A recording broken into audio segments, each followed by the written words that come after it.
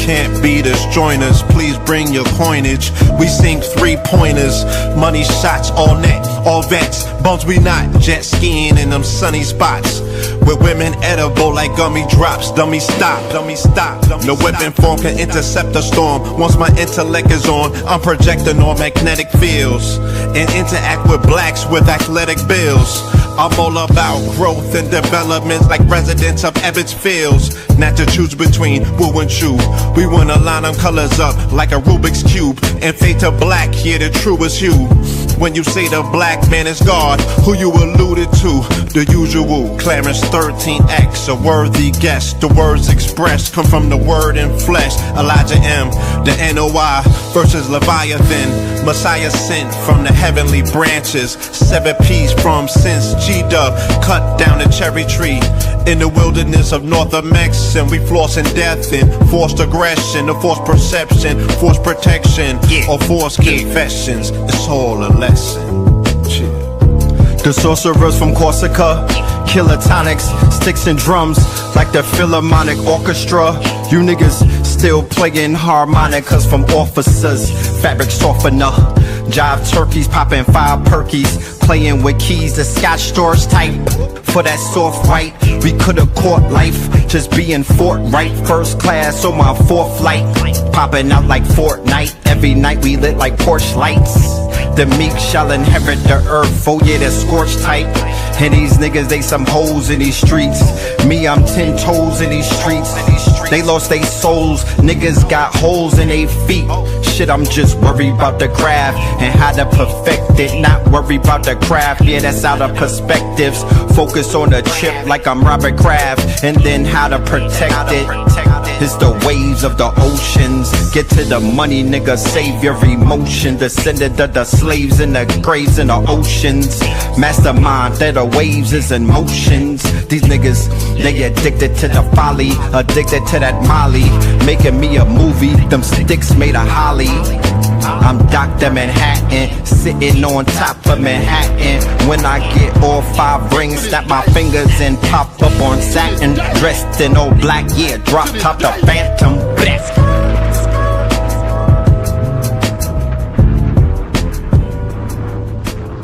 Crumb TV. Yes, sir. Yes, sir. Peace to the family, peace to you and yours, peace to the family, peace to you and yours. Welcome, welcome, welcome, welcome to another one. WTF Wednesdays with the Wednesdays. You are now rocking with the best. Yes, this is your host for the evening, Brother Red Pillar. And we are in the building.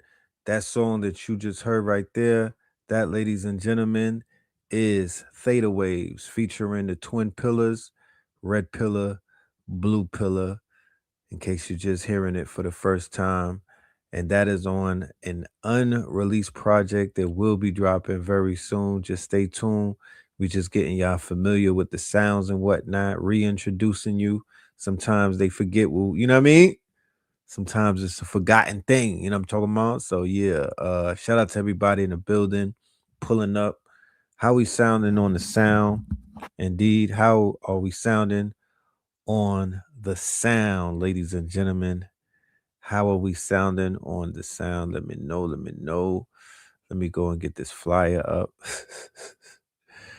Lord have mercy. Today's episode, ladies and gentlemen, is called April's Fools, all right? And it needs no introduction. It needs no explanatory. We don't have to explain this one. I mean, God damn it, just let the picture show for what let it do what it do. April's Fools, my niggas. God damn it, they are outside. If they wasn't somebody read the horoscope. What's going on? We got Broomgate, Fighter Cash, the Mulatto Wars. We got a lot of wars and shit like that. Chilli turned into ice. The fuck is going on in these streets? What they feeding these niggas? Pam Bondi about to get fired. White man the beast, Pam Bondi. Trump's motherfucking April Fool's speech, Spider Cash, motherfucking Nick Cannon out here, Nick Maga Cannon and whatnot. You fucking weirdo. Erica Kirkwood, what the fuck is going on? I told you niggas, it's a spiritual war. Nothing can explain this but a spiritual war. Allahu Akbar.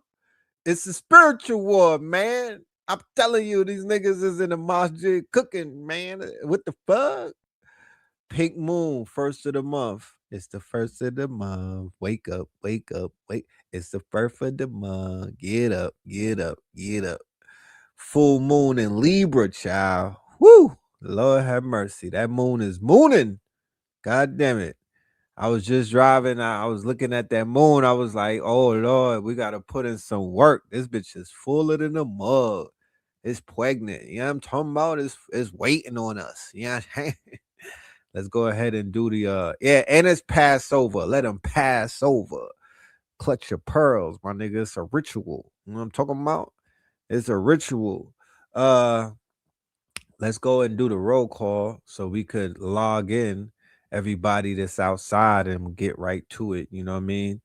This is going to be continued tomorrow for Third Eye Thursdays. I'm gonna just let you know tonight is the warm-up, but I promise you I am not trying to be here for 4 hours because this shit is a lot. It's a lot. You know what I'm talking about? It is a lot. The clip, I got a banana clip, my nigga. It's loaded. You know what I'm talking about? I try to put more shots in it. It was like, chill, save a little bit for, you know what I'm talking about? It was like, save some for later, my nigga.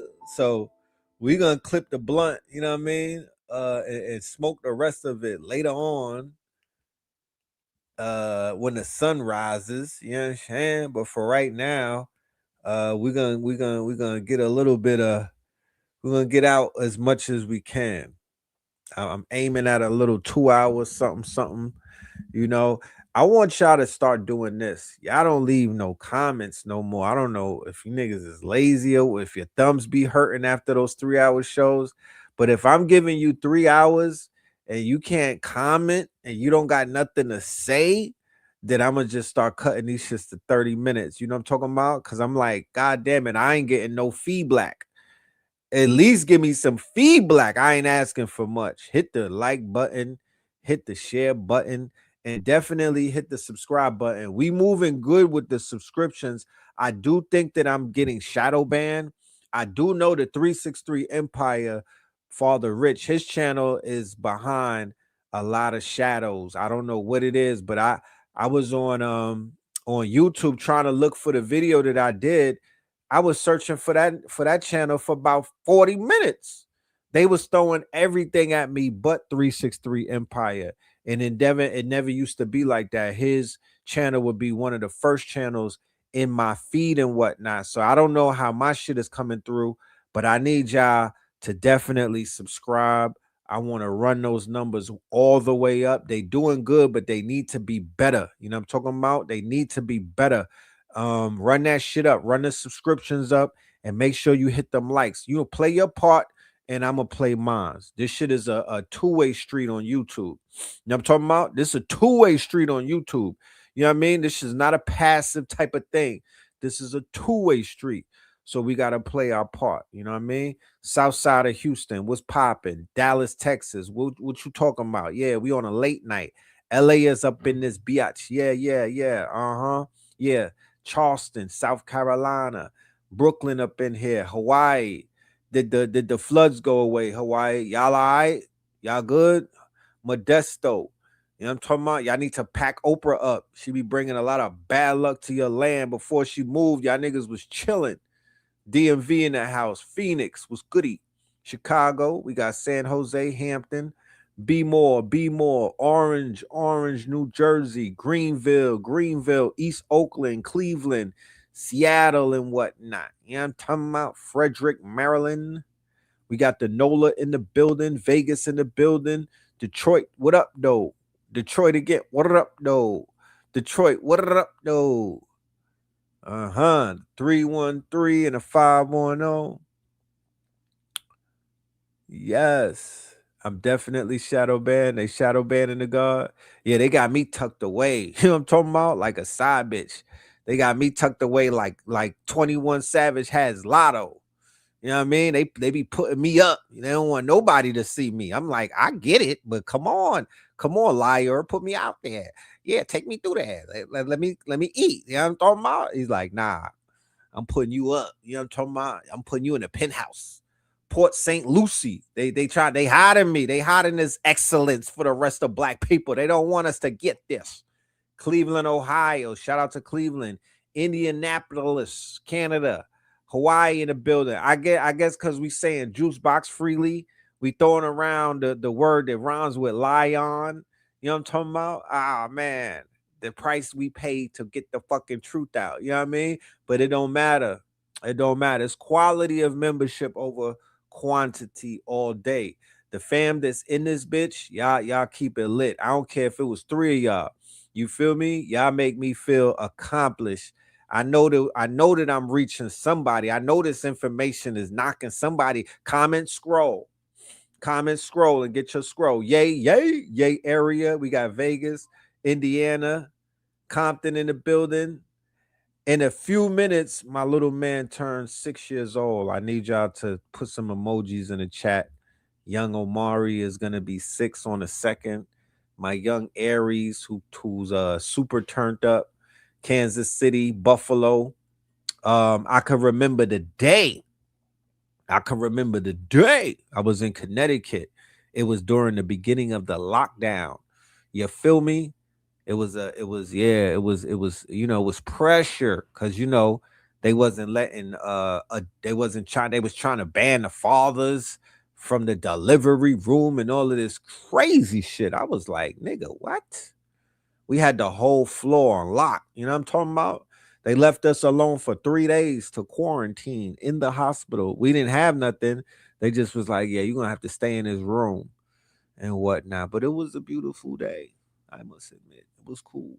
Miami in the building, Calgary in the building, Harlem in the building. How many of y'all got COVID babies in the house? Y'all remember them days?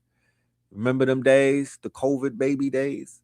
Harlem, sunny San Diego, Philly up in this thing, Wilmington. When they do like breaks of generations, you know how they be like Generation X.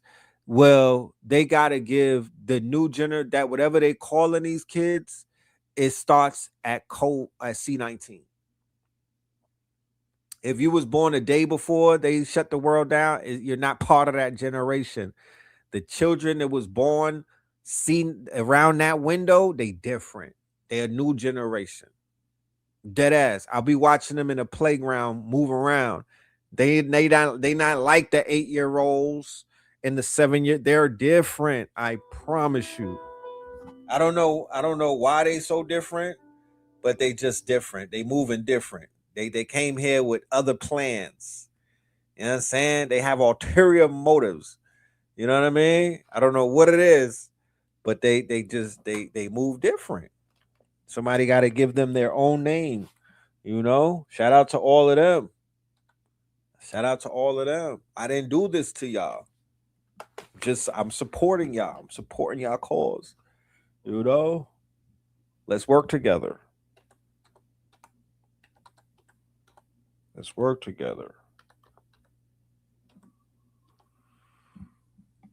All right. Canada. Tulsa. Tulsa. Shout out to Tulsa in the building. We was just talking about Black Wall Street in Tulsa. Yeah. Philly. We have Norfolk. We have Canada. Cincinnati in the building. Kenosha. We got Norfolk in the building.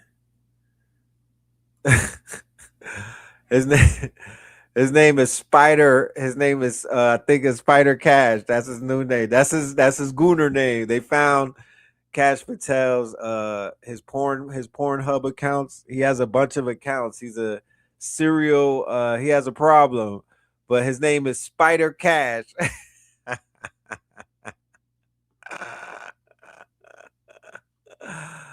Spider Cast. Yo, if you're not gonna do nothing tonight, I promise you, when I get through cooking these niggas, this is gonna be one for the record books, boy. Ooh, they lined themselves up for this one. I don't know what the fuck is going on in Magaville. Man, it sucks to man. Shit. If you was white right now, shout out to all of my white folks in the building, man. I know, man. My niggas. You know what I'm talking about? Yeah, Amber Rose told on you, nigga. Shout out to my J. Coles and everything. Amber Rose done spilled the tea. She was like, yeah, you know, when we ain't around, y'all be talking about niggas.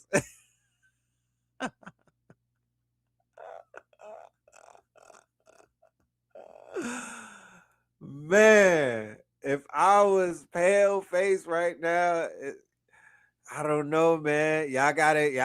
The year is just not on y'all side. 2026, whatever that shit adds up to, or the fire halls or whatever it is not on y'all side. Y'all are having the worst year ever, my niggas. I promise you. If you gray, you good. If you one of them niggas that everybody knew that you wasn't claiming no colors and you was just gray, you're good. But everything else, if that's the jacket that you wearing, my G, you gotta stand on that shit. You know what I'm talking about? It's getting hard out here for a simp. It's getting hard out here for a simp. So yeah, that white shit is going take me through that. Yeah, it's going through it. Y'all might want to get you know how niggas was taking you know how they had people bleaching and all of that? You know they had this epidemic of the bleach soap and whatnot. If you want to make some money right now, make up the soap that'll give a nigga some color.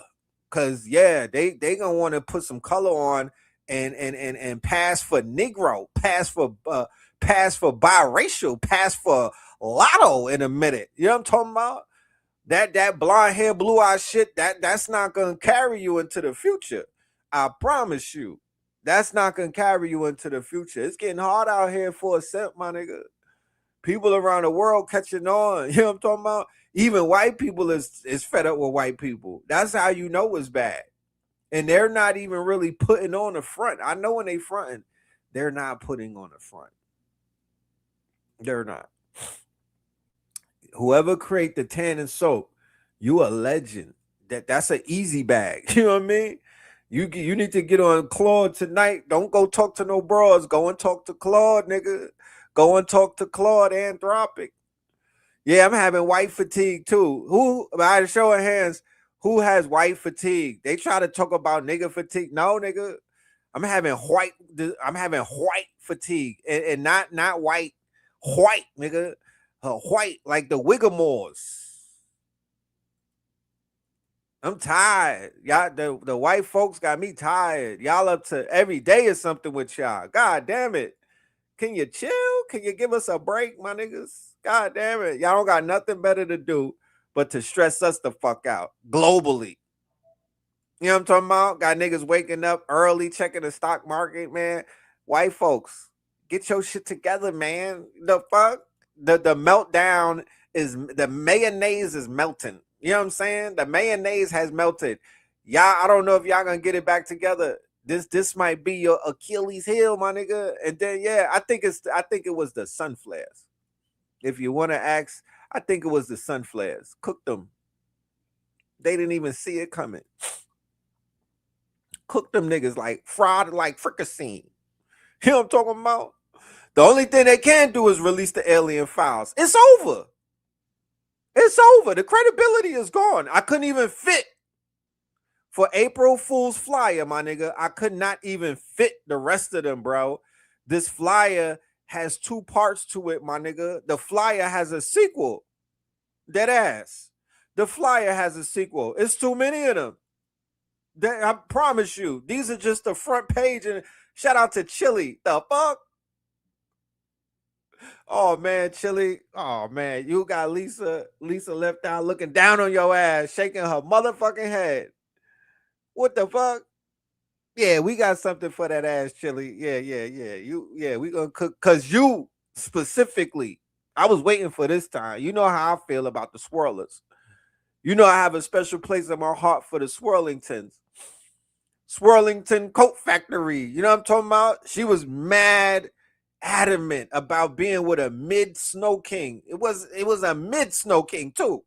I mean, if you're gonna go for it, nigga, go for it. She was out there trying to pedestal a mid Snow King. Like what? And then had the audacity, the caucasity to tell the rest of our daughters, to tell the rest of our sisters, this the way you should go. How did that work out for you, ma'am? How the fuck did that work out for you, ma'am? You be better off with Gerald the Dolphin. The fuck? She would have been better off telling her sisters, go with the Dolphins than go with the Snow Kings. Nigga, what? Before we got our checks? Nigga, huh? Man, yeah, you getting cooked, sis. We gonna wait. I don't even gotta say nothing. Cause you gonna hear it if you even make it to the tour. They're gonna be throwing Miss Tina's gumbo at that ass. You better not come out on that stage around all of them black women who voted for Kamala, talking about you sent Donald Trump a donation by accident. Huh? Come on, Chilli. The fuck? Chilli gonna turn into ice. Yeah, we gonna put that Chilli on ice. The fuck? Yeah. Chilli what? Chilli who? Nah, this is for Lisa Left Eye. The fuck? She would have never went for that. And I know T-Balls want to say something. She just being loyal to the concert tickets. She's being loyal to Live Nation. I know she want to say something. And then Salt had the nerve to come out. You got Salt and Chilli and Salt. Salt, if you don't sit your Bible thumping ass down, the fuck, you get laid out like Pepper's daughter. You better shut up with all of that stupid shit. She wrote a real stupid ass tweet trying to nigga explain her way out of things. And what's up with Brandy? Let's start with that.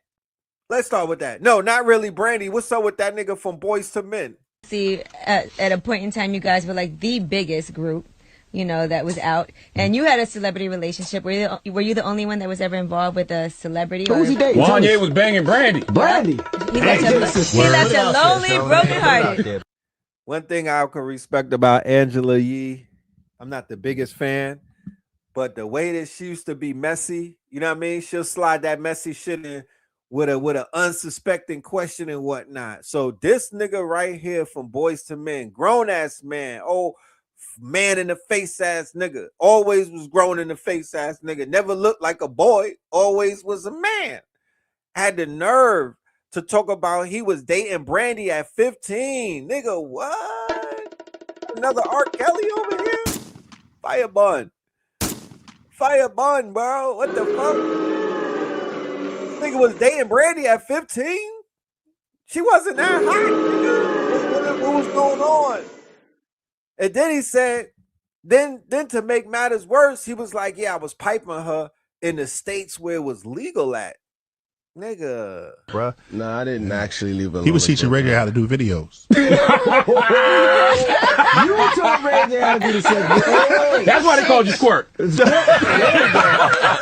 I was thinking. That's why you got Squirt. All right, Squirt. I mean, the uncomfortability of the whole thing is like you got Charlemagne, right? You have Charlemagne who got a dirty jacket. He got a dirty jacket. You know what I'm talking about? And he'll be up there clowning, smiling, and beguiling, and just be throwing shit around about people and the crimes that they commit against young women. This is not the only case. They keep keying and all of this stupid shit. Like this is a fucking joke to them. Huh? This is the shit that niggas waking up. You want to ask why black people is in such a bad predicament? This is their breakfast. This is the things that they're eating for breakfast. You know what I'm talking about? No wonder Ray J is a little kooky in the head. Listen to shit that he had to hear about when he was a youth. You know what I'm saying? Imagine if they shared a room and whatnot. Imagine all of the shit that he had to hear about as a youth. Huh? You got Shine. You got Mace. You got the Boys in the Men. Boys in the Hood. Brandy even said in her behind the music that you broke her heart because you fell in love with somebody else. I mean, you only fall in love with somebody. You only fall out of love with somebody else if somebody makes you fall out of love. You know, so if that was the situation, if that's what she said, then that's political. I like that. I can't contest to her view about it. I can just only live by my view. Revolt.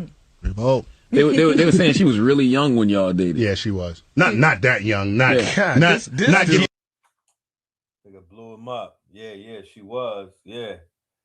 That's the one with all the tea. The one who was answering the questions, he got all the tea. He couldn't wait. Hold on, but you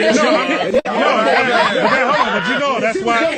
But that's why I stopped it. The question about He was the voice of reason the whole time. You could tell he was that's why that nigga popped out before the sentence was over. Like, look, I'm not going down with these. I am not going. I was the one who told him, you looking crazy chasing behind baby Brandy.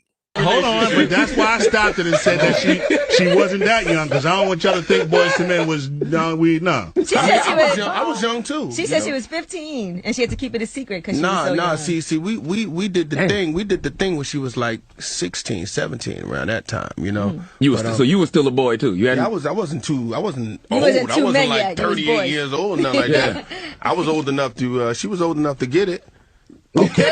But was it legal in the state y'all was in? I mean, we was always in different states. We was on tour. They had a nomad relationship. You know what I'm saying? We just, we didn't do it in the states that it was legal. It was illegal in. Nice. Got you. Nice. Oh my gosh. Political. No. It was, you know what I mean? It was a time. It was a relationship. It grew and. So for contextual purposes, the 90s, for y'all whippersnappers that were not born that time, y'all was in the crib watching Teletubbies. Yes, the 90s had different rules. And I'm not saying that to justify things, but boy, oh boy, you want to talk about looseness, you want to talk about undefined rules and whatnot. The 90s was very effing loose. People got turned out in the 90s, and it wasn't even a joke.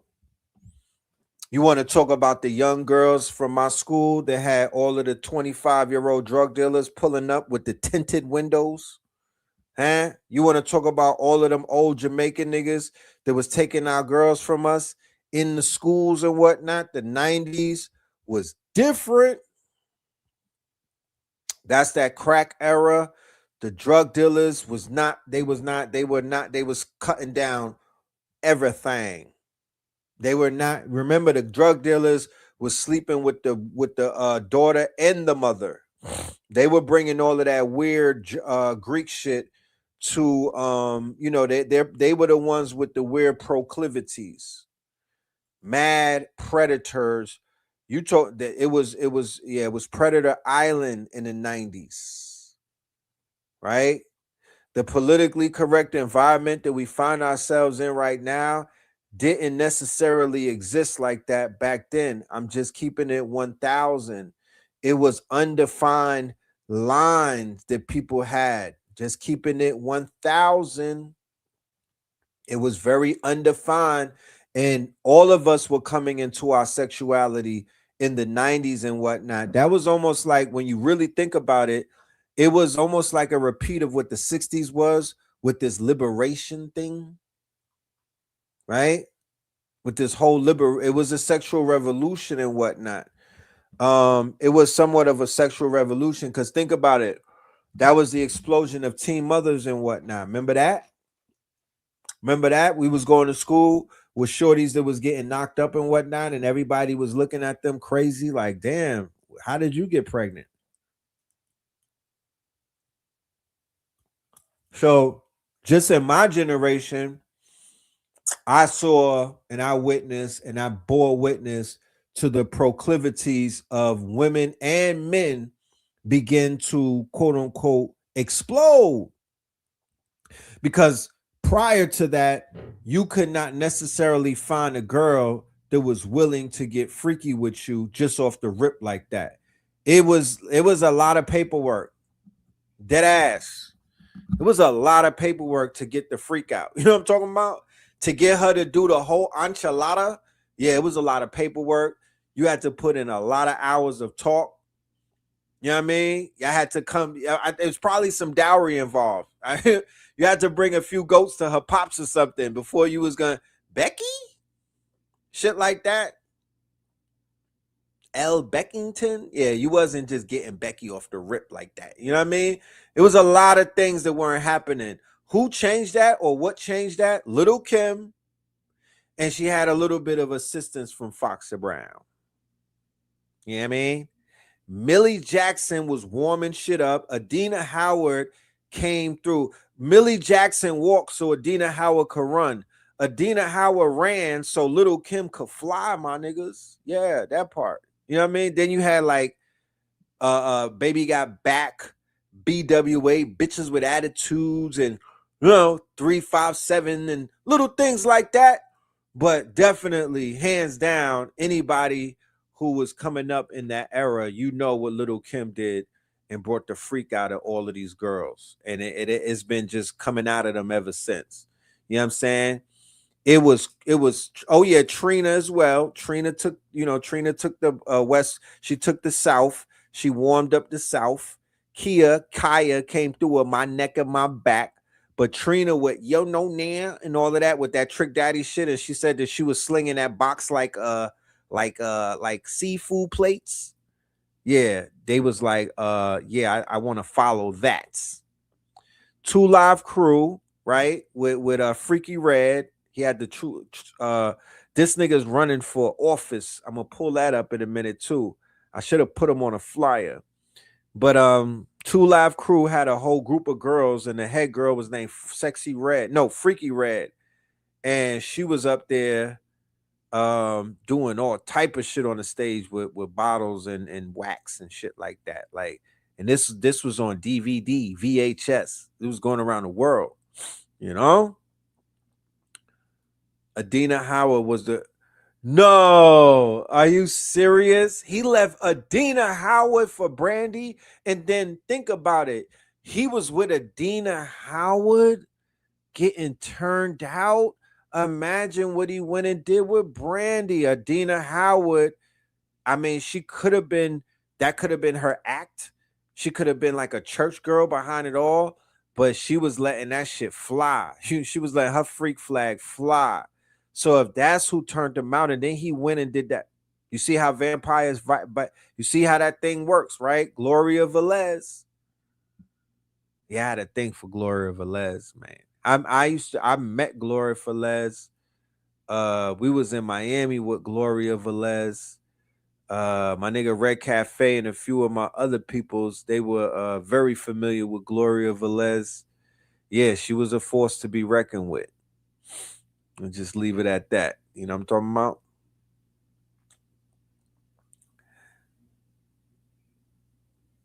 Oh, Adina Howard grabbed homie from Brandy. Okay, cool. If that's the case, it makes more sense because it's like, what? Yeah, I saw that clip where Gloria Velez said Tupac saved her life. She was with Aaron Hall. They was gonna knock her off at a party just for a sacrifice. But yeah, Gloria, she's cool. She was me and her was locked in. You feel me? Me and her was locked in for the amount of small time that we was locked in, but she's cool. You know, she was just very promiscuous back in those days. You know, very promiscuous. Type shit.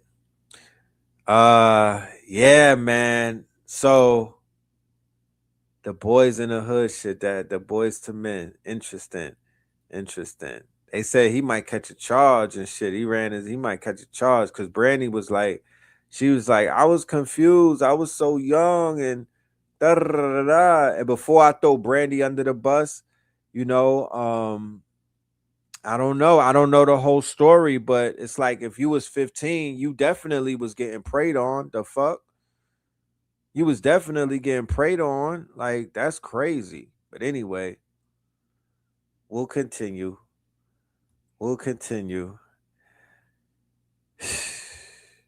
Wait, Uncle Luke did a video in Atlanta at Lakewood at Freaknik. What video was that? What video was that? I gotta go watch that. See if I know anybody in there. Wayne said him and his moms wrote her theme song. What, Moesha? Did he write the Moesha song? Because, yeah, he was the songwriter at first, right? They were working on music together, and then it turned into some shit. I ain't feeling that. I'm not feeling that. That's weird to me. Somebody said she ain't nothing but a hoochie mama. Brandy Norwood? Ray J's sister? That's crazy. You know, she lied about being married. Oh man, Brandy, what the hell was going on, sis? They would have you thinking that Monica's a Scorpio. They would have you thinking that Monica's outside crazy with it. And to be honest with you, you know, I don't know all her business like that, but Monica was with C Murder. She was with Rocco, I believe. Was Monica with Rocco? They got a seed, right? Yeah, them niggas was wearing matching Burberry. I remember that shit. They was wearing that middle of the mall jewelry and the matching Burberry, right? I remember that. Yeah, they would have you thinking that Monica was crazy outside, and she wasn't. The whole time, the boy was mine. The whole time, it was young Brandy. It's crazy. Because Monica, she keep that shit G'd up. You know what I'm talking about? She keep that shit G'd up. You know? I respect her. Brandy's daughter is speaking out. What you mean? Wait, Monica and Birdman? No. Monica and Young Buck? Oh my goodness. I'm not familiar. Please, y'all, spill the tea. God damn it. What are we talking about? I stopped at Mason Betha. Monica and Birdman. I don't even wait. Monica and Birdman or Brandy and Birdman? Monica with Birdman. Oh, that's nasty work right there. That's nasty work. Monica been around like Tupac.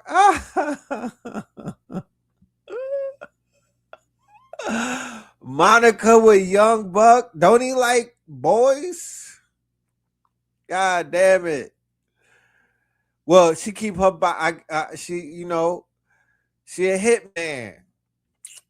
I'm gonna call her Sakaro. She a hitman. She do all her hits on the low. You know what I'm talking about? With the mask on, no face, no case. Yeah, it wasn't. Tony Braxton is with Birdman. Tony Braxton was with Birdman. They was married and shit like that. You know what I'm saying? Brandy's daughter is telling everything that she went through. Brandy's daughter is telling everything that Brandy went through. Just for clarity, I want to know. The daughter ain't go through much, right? I want to know if what was that? Yeah, we being real messy on this late night.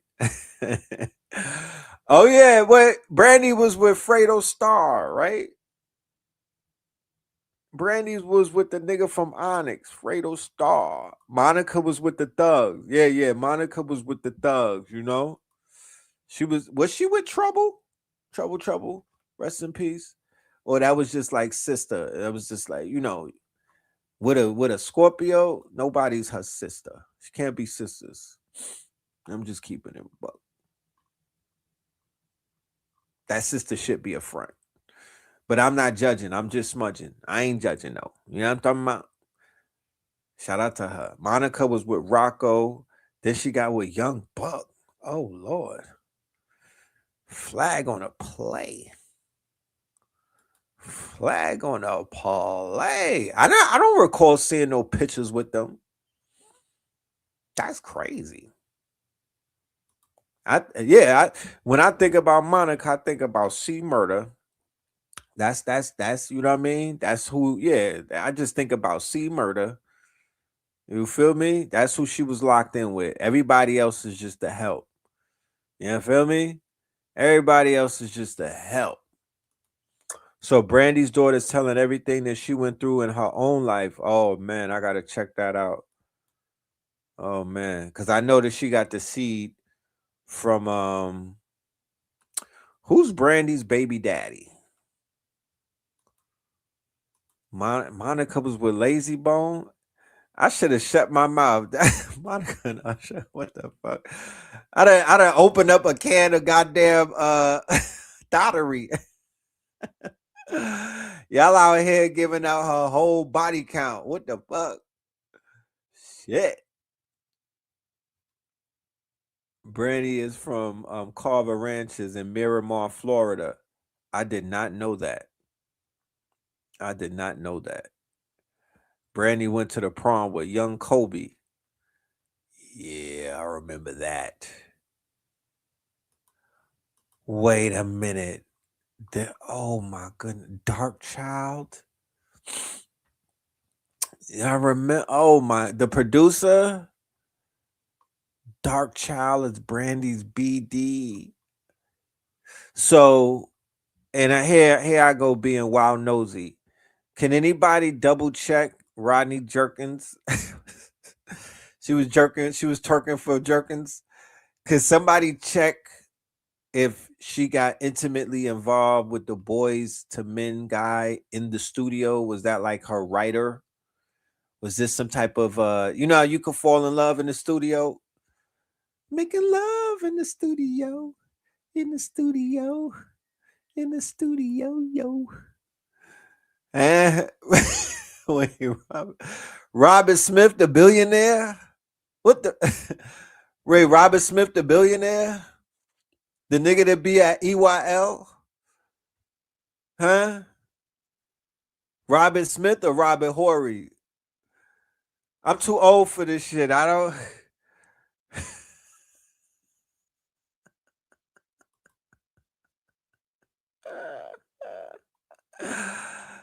Man, they Mona Scott missed out. She did Love and Hip Hop. She should have been doing Love and R&B. It's a lot of love in the studio happening, man. Shit.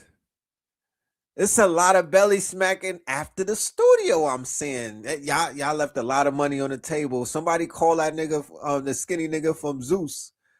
I'm going to go and talk to Claude after the show and just come up with a show idea and give him the elevator pitch.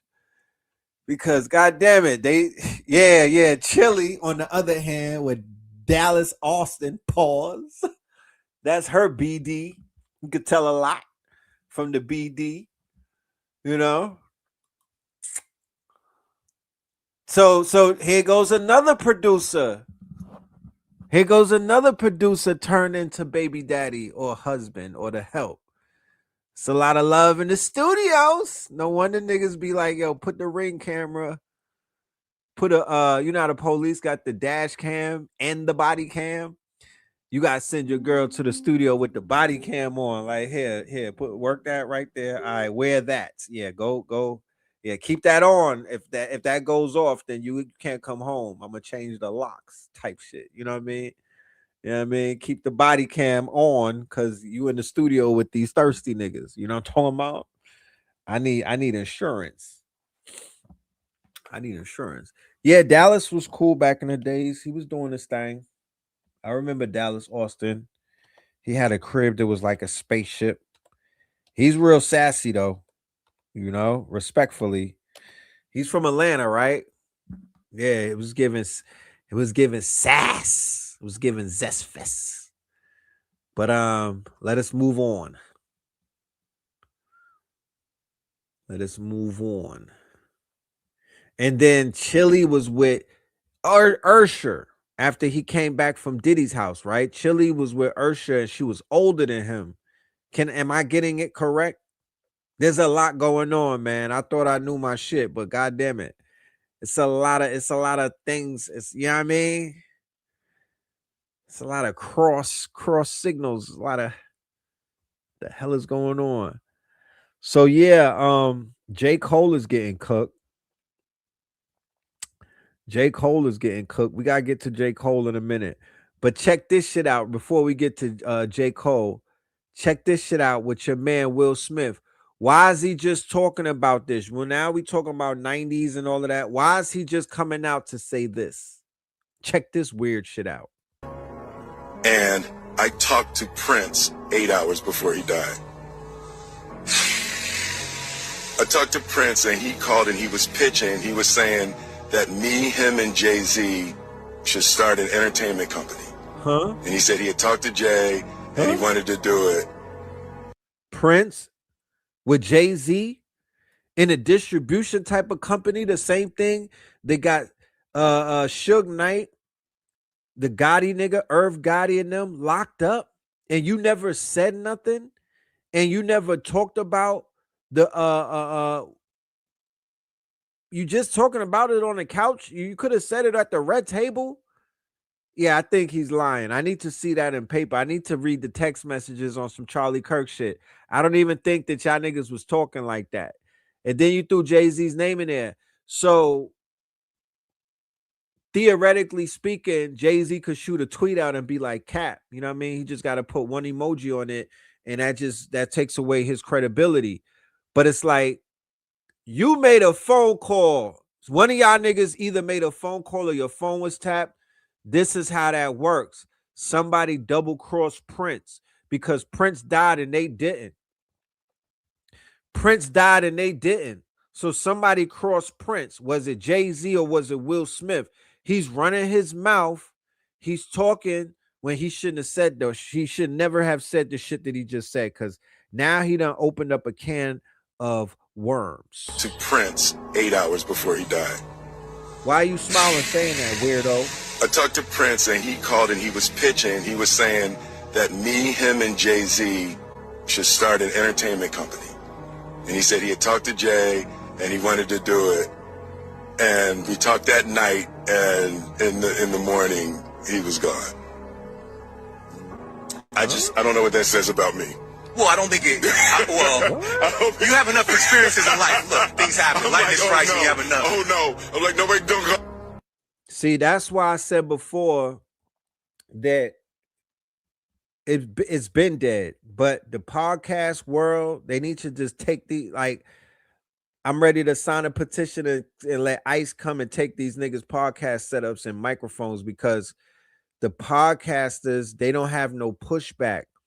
They're almost complicit because of their ignorance to the culture. They don't even know how to. When I think about it, what podcast has you seen that the interviewer pressed their guests like hard body? There was a podcast where a nigga popped off, but I haven't really seen nobody like. It's a new form of woke, watered down entertainment. It's not real journalism, right? This is not real journalism. Like I think they even fly the questions in before they get there type shit. It's not real journalism. This is some lazy ass journalism, you know? But anyway, I digress, you know? The Will Smith, Jay-Z shit and Prince, that's a new one. I gotta do a little bit of checking out. Let's get to J. Cole and these niggas. Cole and Drake are two sides of the same white woman coin, okay? Ooh. They're acting just like the white women they were raised by. Ooh. Drake is a classic textbook Karen, okay? Ooh. He will start some bullshit with you, and the moment you decide to retaliate to the bullshit that he started, he is going to run, cry, and sue you. He's going to call the police and sue you, report you to the fucking authorities, just like a Karen, okay? Now, J. Cole, that fucking Jermaine, he is a liberal white woman, okay? He is the blue-haired bitch that you think is cool. She might even have been on the front lines with you at a protest at some point. The moment she feels like her back is against the wall, she throwing you under the bus, and she's calling. So yeah. So my blue-haired white women in the audience. Sometimes you gotta laugh at yourself. Sometimes you gotta be able to laugh at yourself. Like we laugh at Brosy all day. We laugh at Brosy all day. You did. We gotta laugh. We gotta laugh at ourselves. She called J. Cole a blue hair.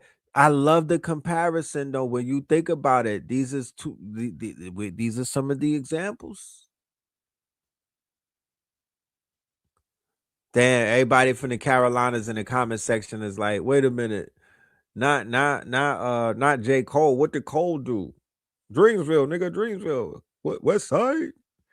Chill, son. Chill, son. It's all good. Chill, son.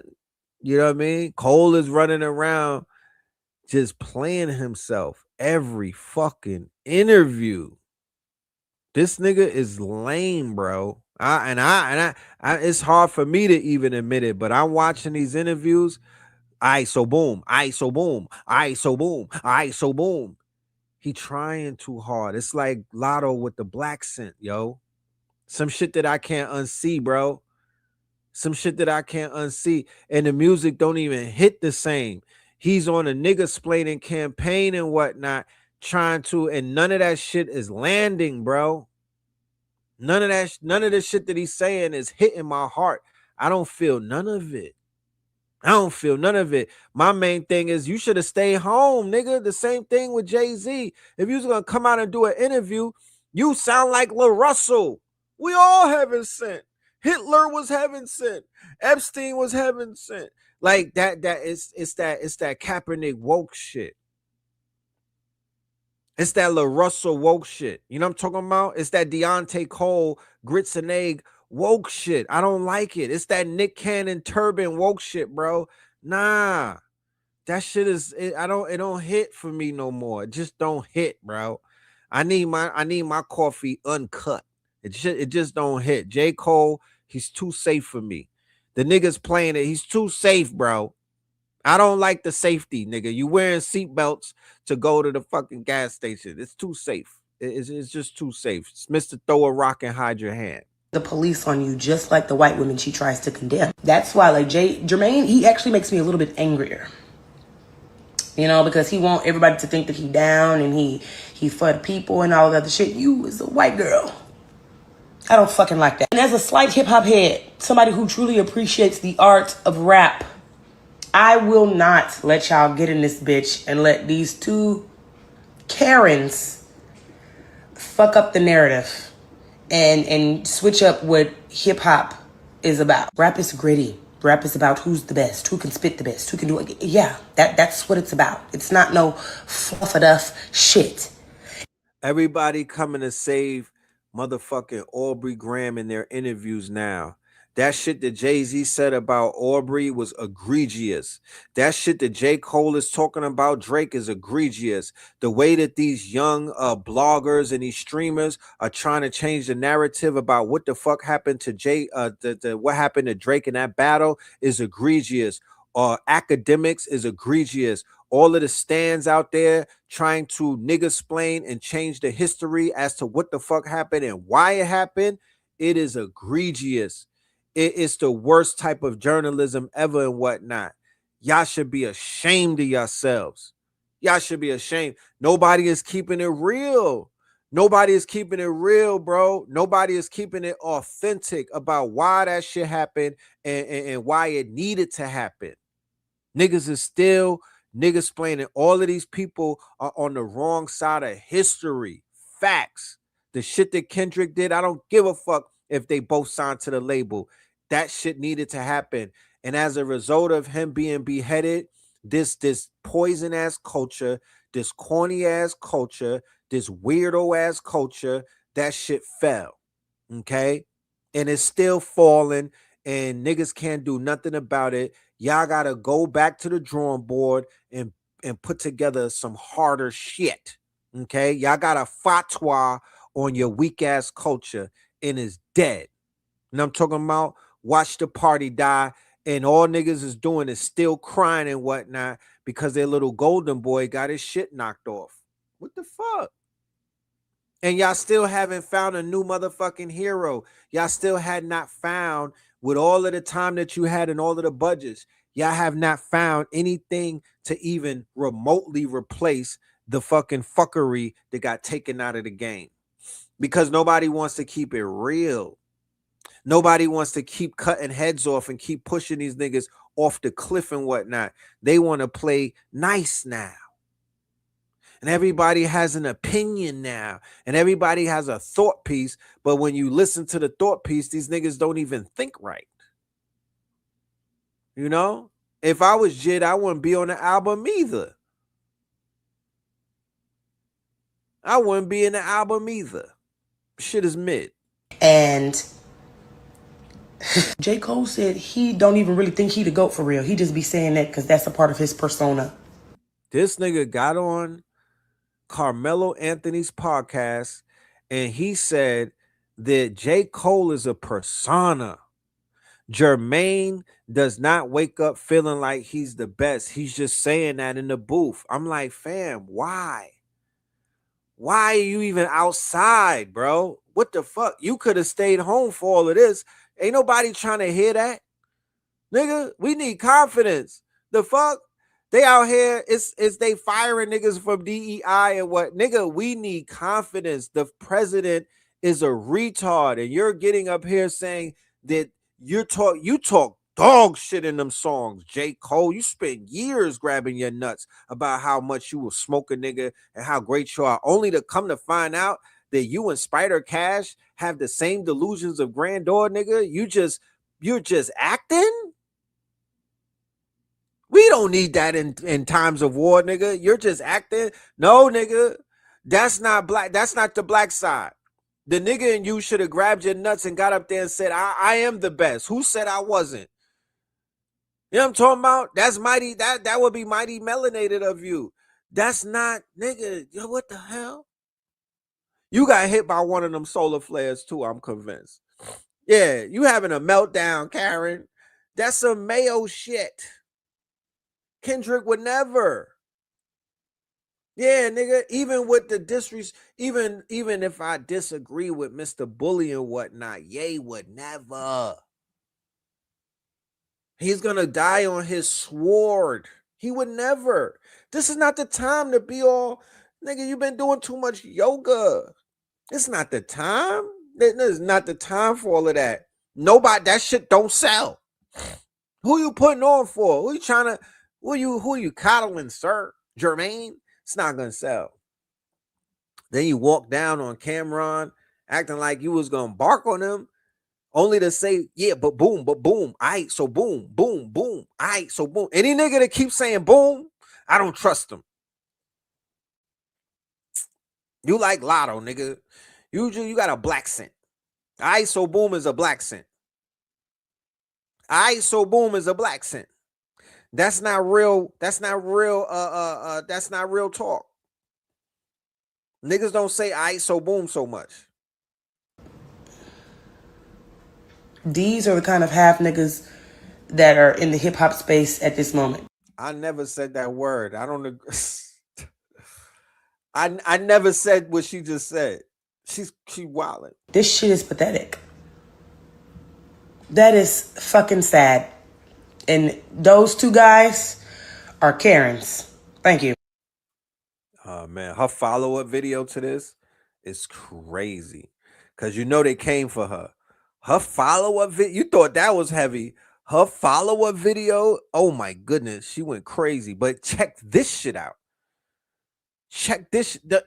You gotta love this new internet. I don't know what they feeding these niggas, but this new internet shit, this new era of content creators, they are out here snatching bodies, purses, spirit. They cooking niggas. Oh man, they are cooking niggas like the uncle with the open toe sandals and whatnot. When I tell you she cooked this boy, she cooked them. They out here reading niggas. Talking about niggas can't read, and no, niggas can read. They just can't read the white man's English, but they out here reading niggas because she read this boy like a pamphlet. Check this out. Cole is not a real artist. He's actually a publicist who can rap. Think about it. What does a person with a communications degree, just like J. Cole, do? They're really good at telling stories, especially corporate propaganda stories. Very, very good at building a narrative and building personas, all the public relations content that you want, they can build. That is what J. Cole did, or Jermaine did for J. Cole. It is a persona that he built for himself. That's why he's really good at writing, because he has a communications degree, because he's a very good publicist. But I don't think he is an artist. Kendrick Lamar and Drake are artists. Kendrick Lamar is a person who has merged with words, and his words hit like bullets. Drake is a rapper. He is also an actor. He understands how to embody someone. Both Drake and Kendrick Lamar are basically like Chainsaw Man. They have merged with music and they can connect. They are artists. J. Cole, on the other half, is actually a publicist with a chainsaw. They are not an artist. They haven't merged with their medium. They're very good at telling stories. They're very good at building narratives, but they are not merging with their medium. They are not Chainsaw Man. They're just a guy with a chainsaw. Two very different things. This is why people are criticizing J. Cole, going to all the podcasts and talking about how he really feels, talking about the persona. He's taking you behind the scenes on how to build a persona from a PR perspective, because he is a publicist who can rap. Now, I've said it on many occasions that I am pro persona. I am pro character, right? I'm pro all of that. Why? Because we live in the internet era, and to be on the internet, you should be in character. It helps you none to be on the internet and you're not in character. If you're gonna be on, and I'm not talking about in the audience enjoying the content. I'm not talking about from a consumer standpoint. If you're a consumer on the internet, then you don't have to be in a persona. You should be yourself authentically. But if you're on the stage, if you're out here with the quote unquote brand, if you're out here as an artist, yeah, there's going to be a part of you that's going to be persona based. You have to find out your archetype. There's people that are out here that are multiple characters. That's why I love the freedom that a Drewski has. I love the freedom that the internet comedians have. Country Wayne, the ones that embody different characters. I like what's his name? Corporate. I like his comedy, Skinbone, the silly shit. You know what I mean? Because there's comedians and then there's silly niggas, right? There's a big difference between comedians and silly niggas. There's a lot of silliness on the internet. There's a lot of clowns on the internet. There's a lot of jesters and whatnot. Everybody is not necessarily a comedian, but some are. Drewski is a bona fide comedian. Okay, he might be the best of his class and whatnot.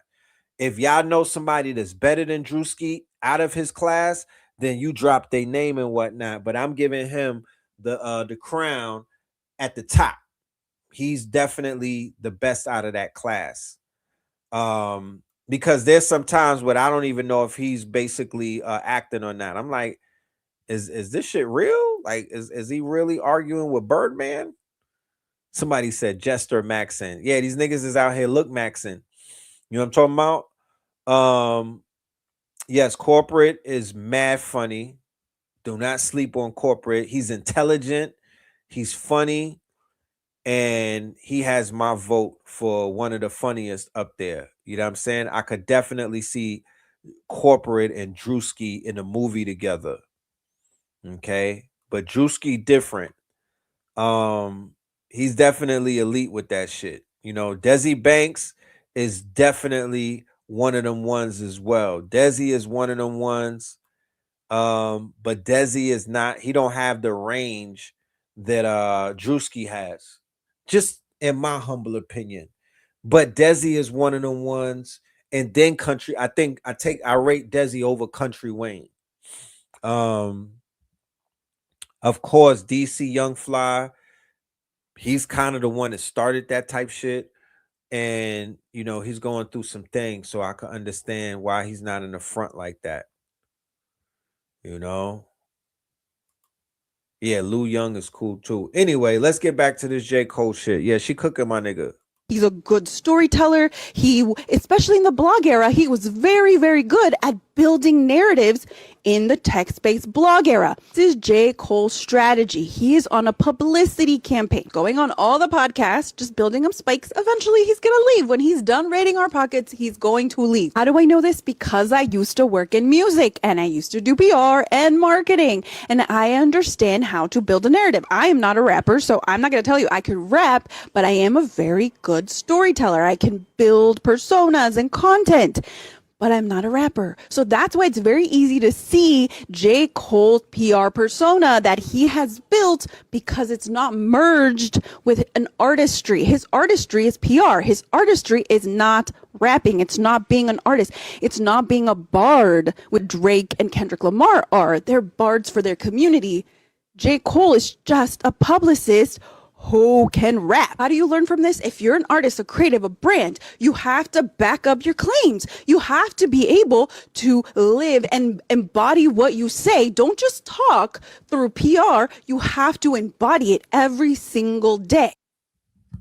That's it. It's just a lesson for all of the artists out there. J. Cole is a lesson, bro. It's a lesson.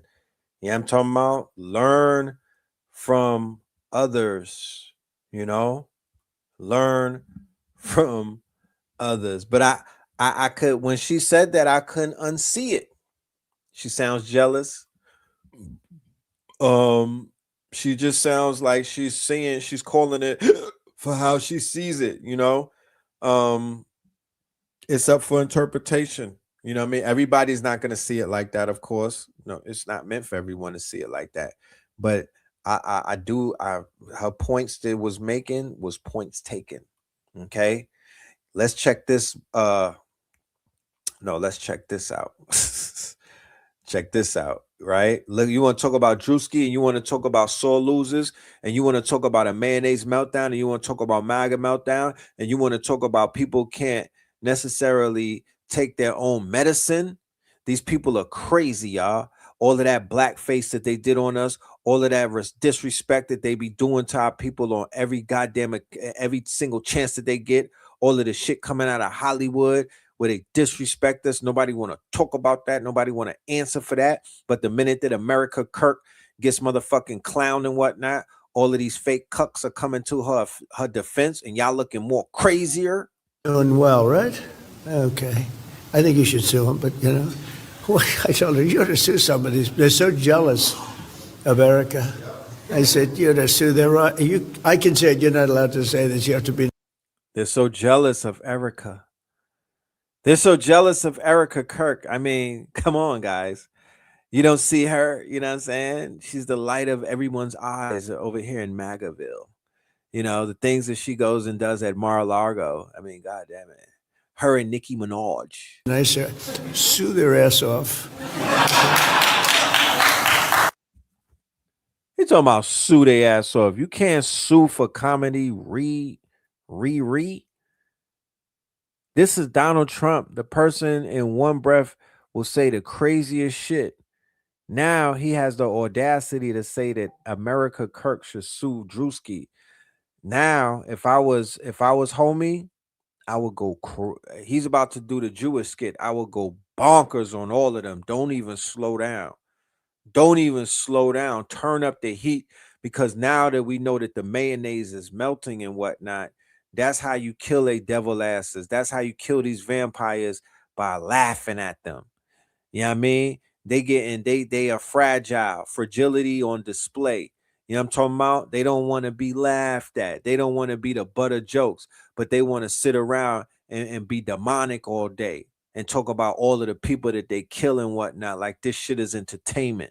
You know what I'm talking about? This WWE shit. Chilli, you did this, Chilli, you, man, we blaming Chilli, man. If it wasn't for Chilli and her fucking donations, we wouldn't be going through this shit. But the truth of it is you are here because of God and because of you.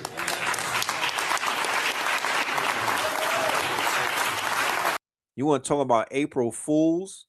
You want to talk about April's Fools? You want to talk about April Fools? These Bible thumpers are dangerous. I promise you, these evangelicals are demonic. You know what I'm talking about? They are dangerous. Something needs to be done with them immediately. And I just wanted to share this thought and then pray over President Trump. Jesus taught us so many lessons through his death, burial, and resurrection. He showed us great leadership, great transformation requires great. She got the Mar-a-Lago face. I be looking for them faces now. She got the Mar-a-Lago face. That on some V-type shit. I don't know what's underneath the mask and whatnot, but these human face masks that these women's is wearing, man, oh man. Great sacrifice. And Mr. President, no one has paid the price like you have paid the price. It almost cost you your life. You were betrayed and arrested and falsely accused. It's a familiar pattern that our Lord and Savior showed us. But it didn't end there for him, and it didn't end there for you. God always had a plan. On the third day, he rose, he defeated evil, he conquered death, hell, and the grave. And because he rose, we all know that we can rise. And sir, because of his resurrection, you rose up. Because he was victorious, you were victorious. And I believe they don't even believe themselves, y'all. They don't even believe themselves. Look at her. They don't even believe in this dumb shit that they saying. They know that they lying through their face and their teeth. Somebody needs to come and take their religion back. Whoever the fuck they stole it from, whoever y'all are, y'all need to march on these, because, man. I believe that the Lord said to tell you this. Because of his victory, you will be victorious in all you put your hand to. If anybody in our community lock arms with these people, if anybody in this community say that they want to get with these people, if anybody in this goddamn whatever this community is say that they forgive these people, they want to for the sake of everything, I want to lock arms with these people. We owe it to these people. That's where your agent is. That's where the police is. That's the person who's compromised. Y'all need to handle that person immediately. Whoever it is, if anybody ever comes out and tries to lock arms with these crazy bald heads, no pun intended, if they ever try to lock arms with any MAGA type of movements, if they ever say, well, they're in America and we're all Americans and it's us against them, you niggas better pop off and throw some shoes at these mother, because those are the ones who sold you out. Those are the ones who are going to sell you. They might have been of the ancestry that sold you out before, and they're going to sell you again. That is a fact. These people are batshit crazy, and you could never align with no crazy ass people like this. Straight like that. And niggas be itching. They be itching to try to line up and juggle these people's balls and whatnot. And I ain't here for that. I'm going to say something about that. We putting foot to ass. We going to put, man. Y'all said get on Chilli. Y'all said talk about, y'all said what about Chilli? Talk to Chilli. All right, Chilli. It's your turn, Chilli. We talking belt to ass. We talking Trump supporters. We talking that MAGA shit. We got to talk to you, Chilli. Come on down, sis. Let's straighten that hair for you. Come on, let's give you a wash and a set. TLC's base is primarily Black women. 92% of Black women voted for Kamala Harris. That means 92% of Black women voted against Donald Trump. Are you trying to tell me she's part of the 8% that voted for him? That feels like a different type of betrayal. That feels very personal to me. In this time that we live in. And first of all, Jemele Hill. What the fuck is that on your head, sis? Then you have short hair when you popped out? Oh my goodness.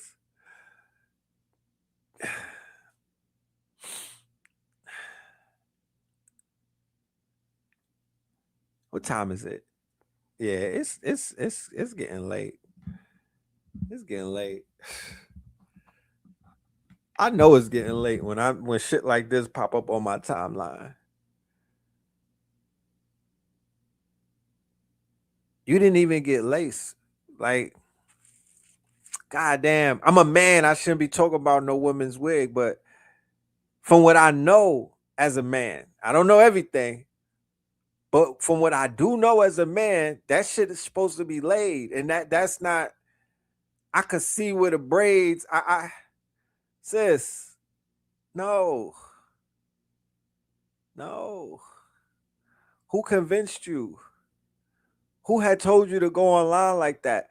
Who took your sunglasses from you? Why are you lighter? God damn it. I mean, I'm not the biggest Amber Rose fan, but you know what I'm saying? You know what I mean? The baldies work. The baldies work if you know what you're doing with it. Huh? She from the Wiggamore party. Yeah, she from the Wiggamore party. Jemele Hill. She's from the Wiggamore party. What the fuck is that? Y'all better not even talk about Chocolate Godiva and the struggles that she be having when Jamal Hill is outside looking like this. Very personal to me. In this time that we live in, at least for me and morally and how I lean, that means... How you lean? How you lean? Flagrant and funny. That's the name. How you lean? There's something else leaning up there, but we'll talk about it later. You and I are not the same. That video she put together, it felt like she was lying. I think she was. What I don't like about it is if you gonna stand on it, stand on it. Then she started talking. And there she was. Oh, man. To me, it says everything about what you voted for or what you support. The fact that you can't even say the shit publicly. That should tell you everything about what you have done. Just deal with the fallout as opposed to insulting everybody's intelligence and trying to pretend like what we see is something that ain't obvious. But I think this podcast is sponsored by the Browning Brothers. I'm going to go and Google it and whatnot. I would bet my bottom dollars that this shit is sponsored by a Korean beauty salon and some, you know what I'm talking about? Well, you went to the Boyz II Men concert. Remember, Jemele, we up there taking roses, and people are suggesting, like, well, we've heard that there were MAGA leanings there. I had not heard of this. And there was apparently some speculation that Wanye of Boyz II Men is a Trump supporter. After the concert, when we're talking to them, he got being all nice to us, like, hey, and this and that. Our dear friend Angela Rye straight up confronted him about this. First question she had for him was, you support Donald Trump? And his answer, he used the expletive, was no. One thing, we was raw enough to check him about it and say, or not we, Angela was raw enough to be like, hey, yeah, because we not that gangster. She was, and she was not playing around.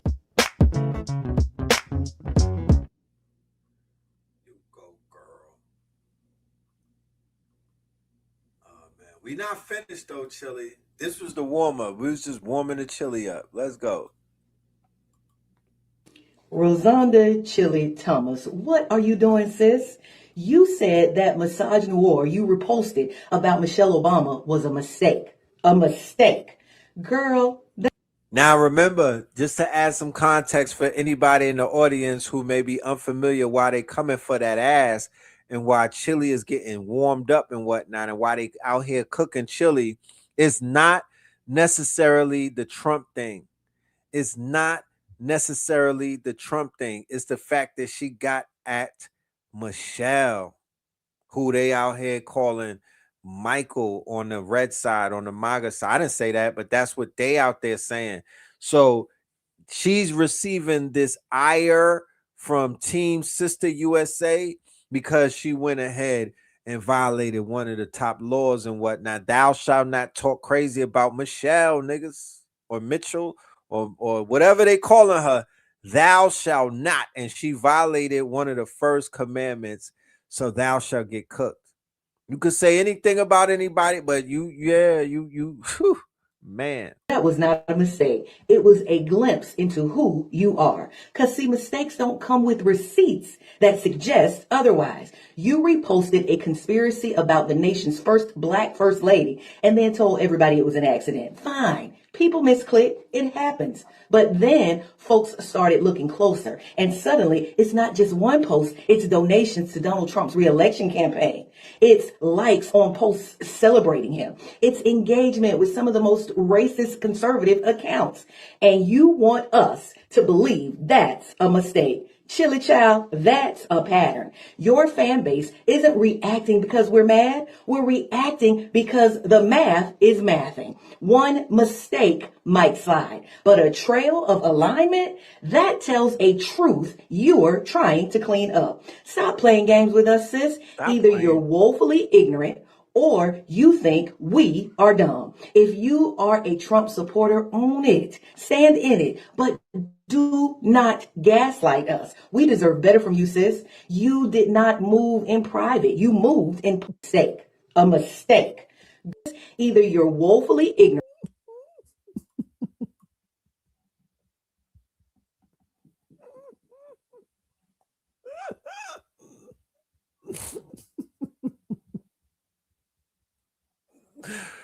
Patty Littell. I call her Patty LaRussell.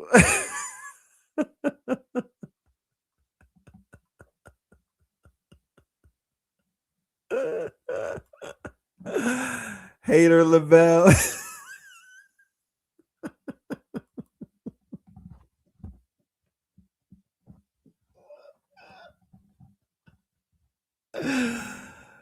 Oh, they said that's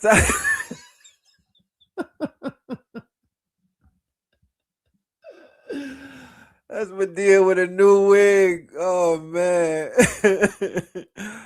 Patty LaRussell, you cooking. Let it continue. Let it continue. Go ahead, sis. You Go are ahead, trying man. to clean up. Don't mind Stop us. playing games with us, sis. Either you're woefully ignorant or you think we are dumb. If you are a Trump supporter, own it. Stand in it. But do not gaslight us. We deserve better from you, sis. I agree. You gotta die on that hill. You gotta die on that hill. You know what I'm talking about? You gotta die on that hill. Chatty LaBelle knows exactly what she's talking about. The fact that she's trying to nigga-splain and she's hiding her hands, that's why young Chilli is getting cooked and whatnot. If niggas pulling out receipts, you gotta stand on that. You know what I'm talking about? You gotta own that shit. J. Cole, you gotta own that shit, man. You gotta own that shit. Erica, America Kirk, own that shit. Know that you outside looking crazy. Know that your eyes is bulging. Know that you out there looking crazy. Niggas see it. Know that you've been seen. It's people are not admitting that just a lot of pushback to the truth. This shit is crazy, y'all.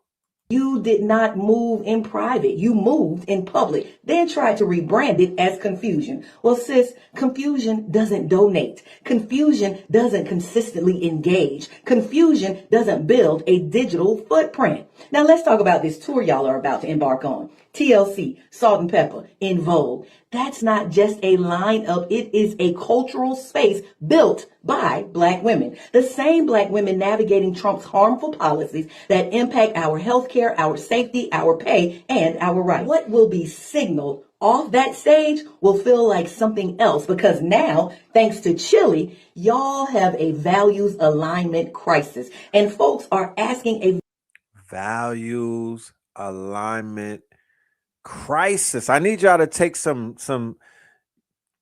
take notes. Write that shit down. Chatty LaBelle, she came with value alignment crisis. That's how you know you getting cooked corporately. She hit you with the corporate lexicon. Chilli probably having sleep deprivation right now. That was, man, that you want to talk about wrap it up? You want to talk about wrap it up? You know what I mean? You want to talk about the fucking stake to the heart?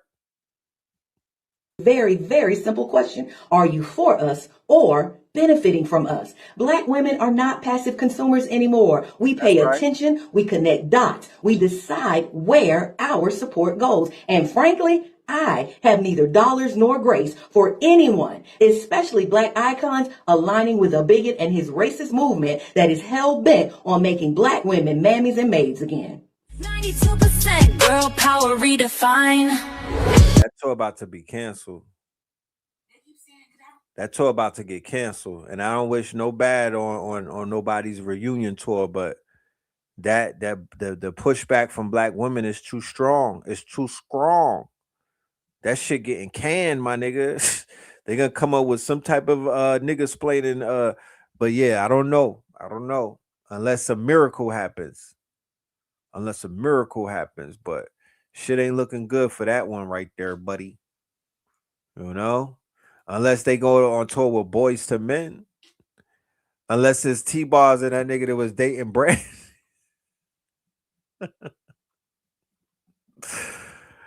Wait, I think we got one more, sis. One more. Man, this feel like Zeus Network. So many sisters getting on her ass. This feel like Zeus Network. Real short and sweet to the point. She been telling y'all for years and playing in y'all face for years. When it's come time to put down black men and dating black men, she wants to be identified as a black woman. But any other thing out of that, she does not. She says she's caramel. She's not chocolate, which you got eyes just like I got eyes. This is a chocolate woman. Now, any other time with the donations to the campaigns and all this other stuff, just all of the problematic stuff she has said, she don't want to be seen as black. But when it come time, she want to, hey, black women, you need to not date black men. You need to date outside your race. Okay, she want to, get level with you. It's giving very much swiping the black card when it's convenient. It is. Like I said, she is of whatever background she is. She even has a black mother. So, but you still have some black people walking this planet that don't want to be considered black. I don't know what you surprised and shocked about. I'm not surprised and I'm not shocked. You have to believe people when they tell you who they are. She done told y'all. So this does not surprise me. She's sharing the stuff about Michelle Obama. She can read. Then she lying, talking about she didn't make no donations. They got the receipts on you. Yes, you did. Yes, you did.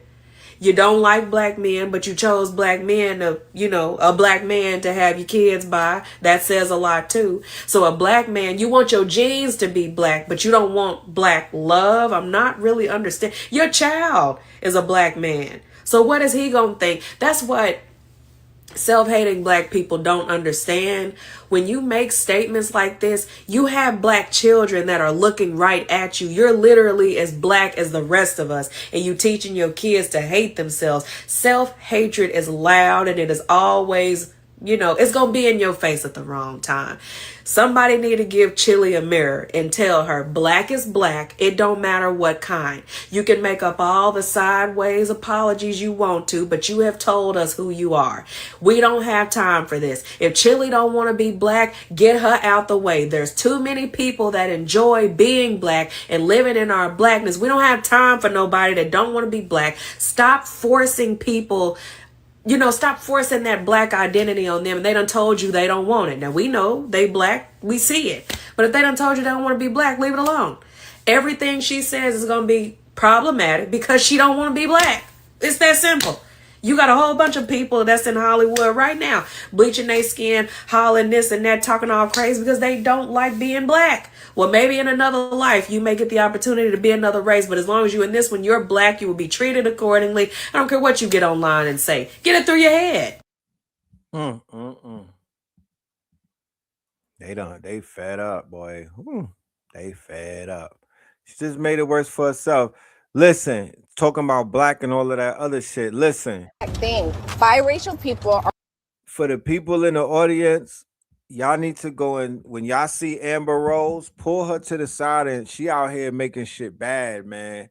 She out here running her mouth, talking out the side of her neck, talking out the side of her tattoo and whatnot.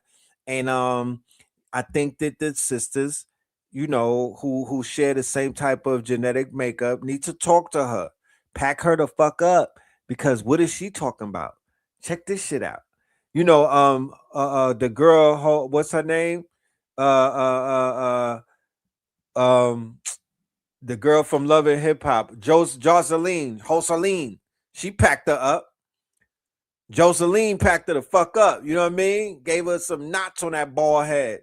And she's consistently calling her out, saying, nah, behind closed doors, this bitch really want to be a white girl. Packed her all the way up. Matter of fact thing, biracial people are not black people.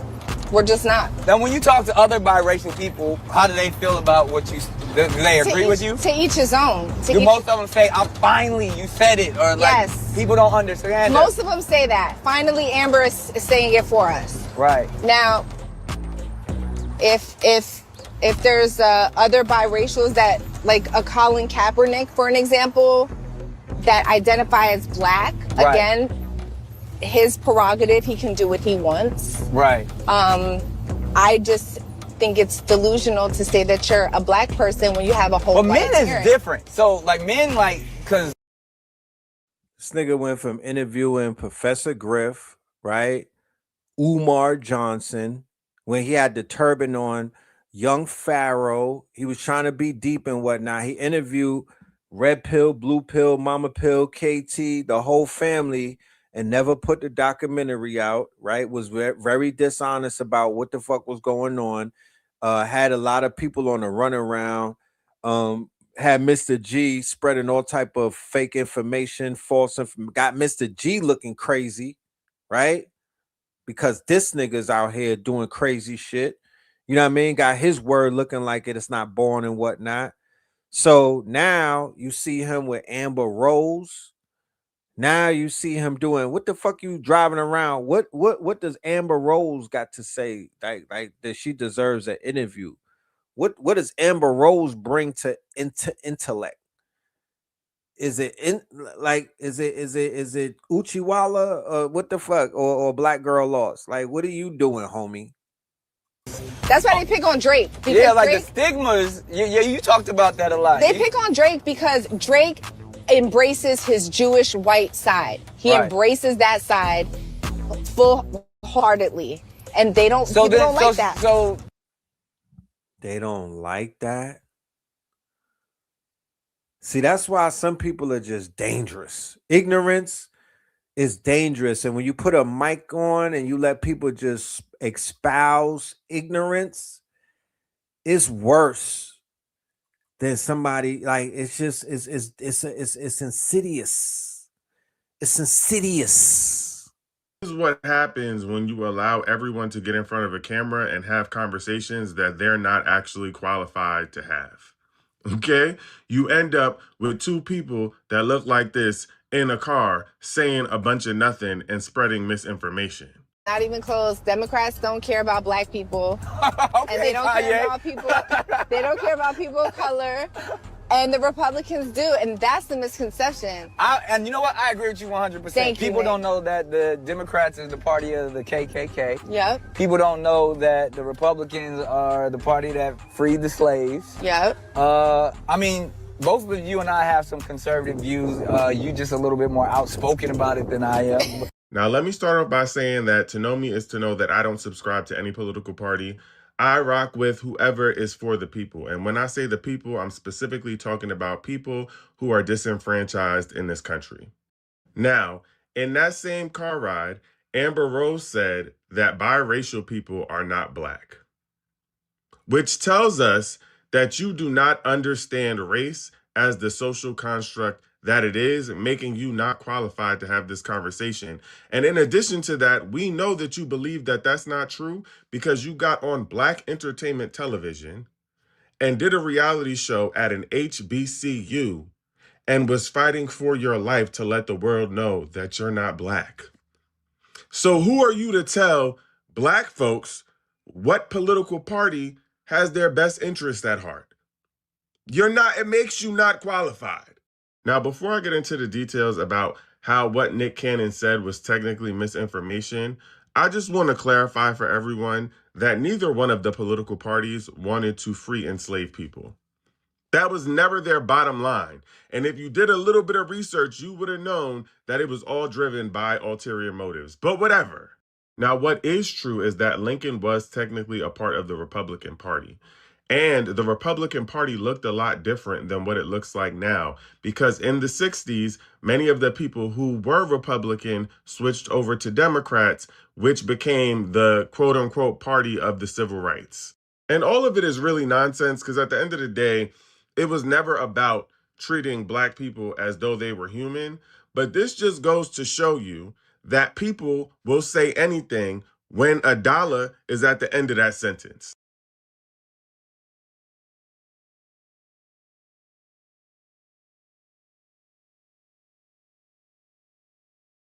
Can't even say that I'm ashamed in this nigga. You know what I mean? But the video was crazy. I just played a little clip of it, but they was in that boy Jeep talking the most dumb shit in a very long time that I've heard. I literally had to turn it off because it was just a bunch of babble, yo. It's like she running her mouth. You know, she's a straight pass around on the white side right now. You know what I mean? And it's like you espousing 4chan talking points. You espousing Florida Coral Gables talking points. Mar-a-Lago, you got the Mar-a-Lago face. You probably out there with Spider Cash in them, man. If you don't get out of here with that stupid shit. You want to talk about sellouts? Check this sellout out. Let's hear what a sellout sounds like. Let's hear what a sellout sounds like. This is the Nobel Peace Prize winner from Venezuela. Let's keep this sellout shit going. Less energy potential. We hold. These are the pendejos that I was seeing in Latin America. You feel me? The sellouts. You know too well Venezuela's energy potential.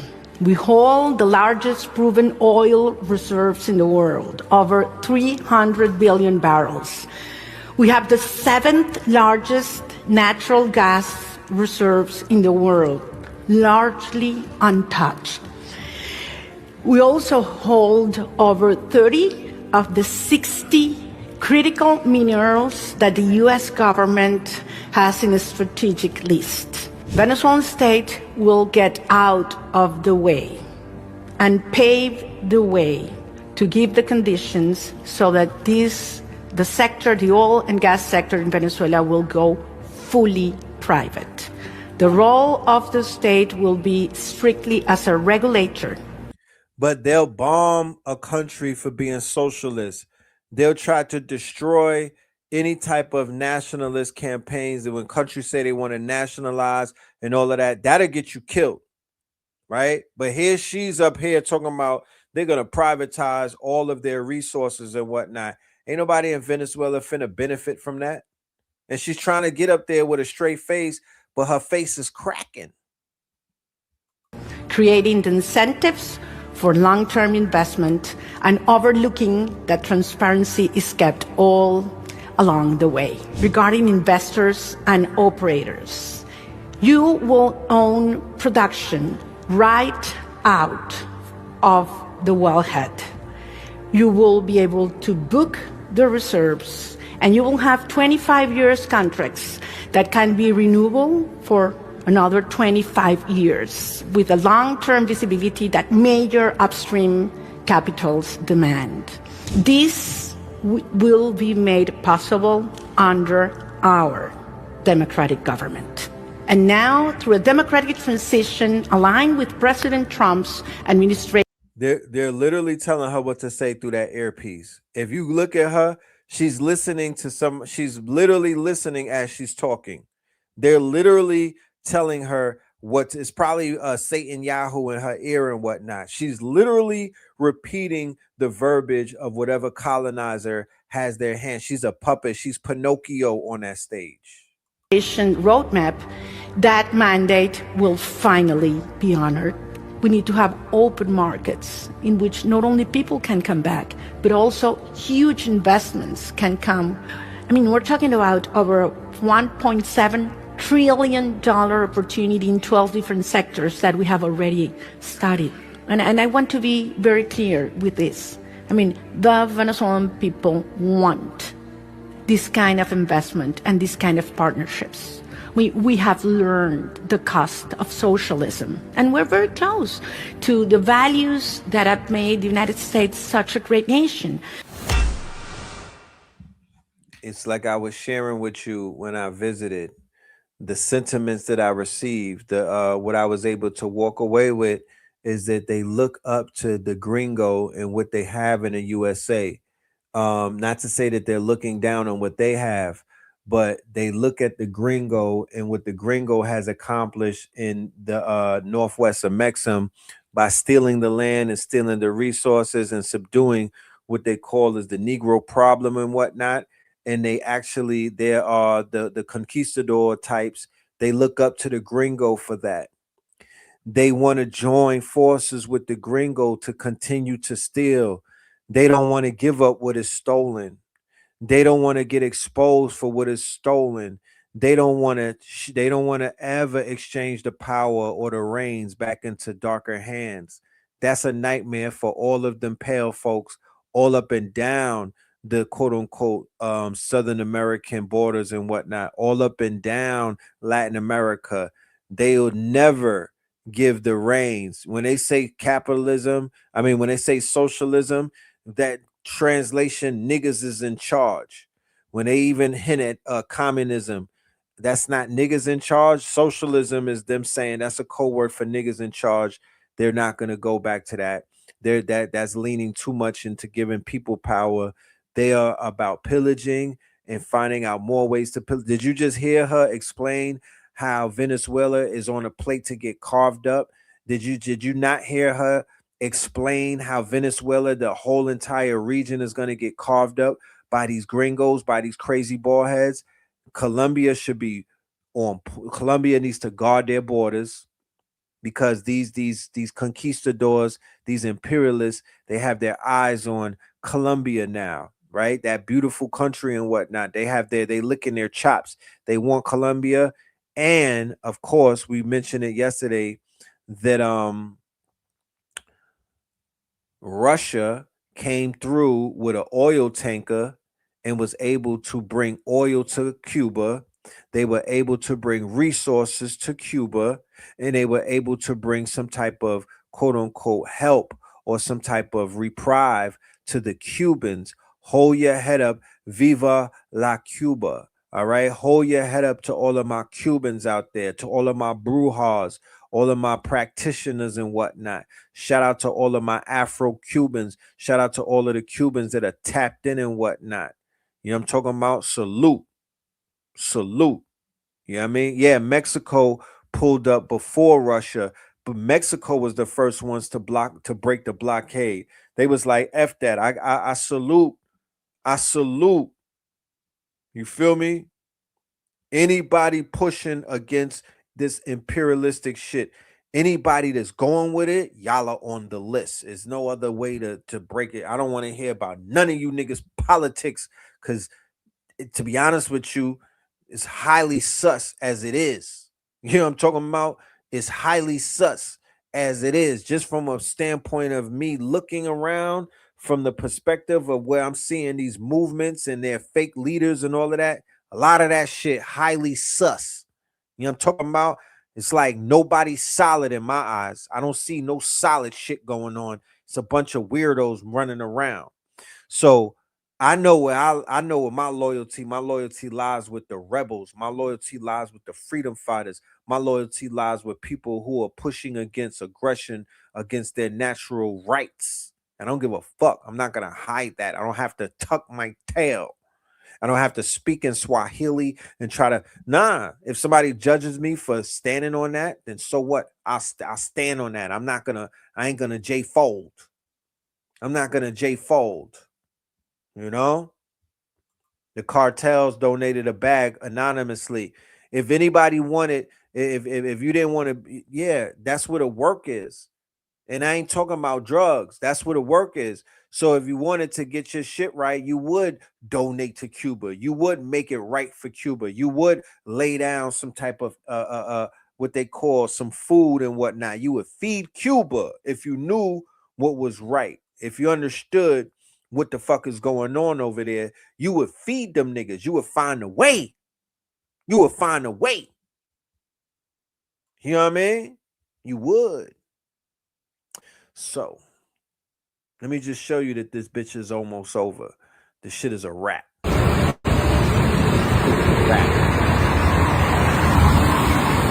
out here and you engage in this type of world, you in Rome, and you doing Roman shit, you a bad mother effer, man. You You got galactic, you got all type of entities staring at your dumb ass. If you are out here doing retarded shit, I'm just talking about, I mean, we got to leave a little bit of room for error, right? You know, it's a balance in that. But if you out here and your scales is completely tipped on the other side where it's just pure bullshit, my nigga, and it's just pure fuckery and pure folly and whatnot, and you know that the whole galactic federation is looking at you and just staring at you, yeah, you a bad mother effer. If you bold as fuck, you gonna be, nigga, they gonna give you life in a box with Beelzebub. You better straighten up, nigga. The skies is red. The skies is red. This was all over, nigga. This ain't in Africa. The skies is red. This is not HARP. HARP can't do this. Okay? Project Bluebeam can't do this, my niggas. This is not HARP. Don't give this white man no credit. Stop it. You the same niggas that say white supremacy is the same niggas that say HARP. That's another word of saying white supremacy, nigga. They can't do this. This is not them. This is not their work. Stop giving them. So you sound crazy, nigga. You sound crazy.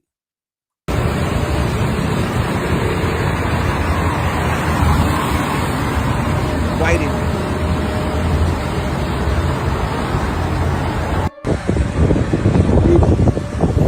The white folks know what they see. They know the fuck this. They know what this means. You know.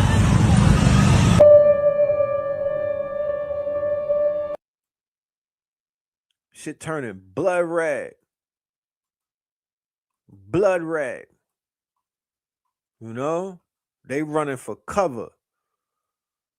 They don't know what the hell happening. Breaking news in Libya right now, and also Greece, by the way. Greece is experiencing this. A red sandstorm, which is like exceedingly rare, looking like something out of a freaking apocalypse movie. Now, remember, this is Libya, where Gaddafi tried to go against the petrodollar and make his own currency, tried to fuel the whole country. By the way, Libya right now, you can get 40 liters of gasoline for under $1.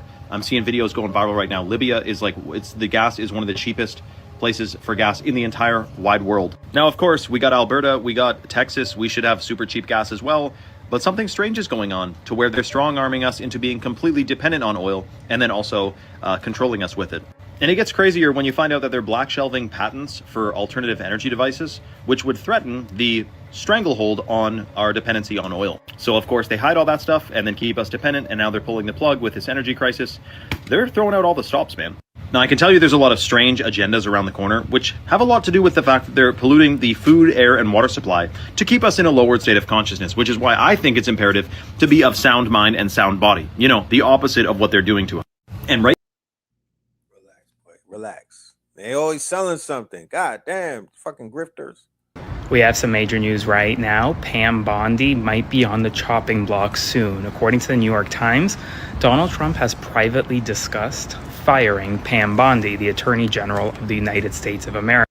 Damn, Pamela, where you at? There go Pam's face right there. I'm going to remove his thing. This is Pam's face. Just to give you some context, right next to Trump, over his shoulders, that lady with them bags under her eyes, those bags look like they could fill up a whole Walmart cart. But anyway, and her weave is off. But anyway, that's Pam with the schnauzer next to Erica. I know that they look like sisters, but they're not. I know her and Chilli look more alike, but they're not. You know what I'm talking about? That's Pam Bondi. And who would he replace her with?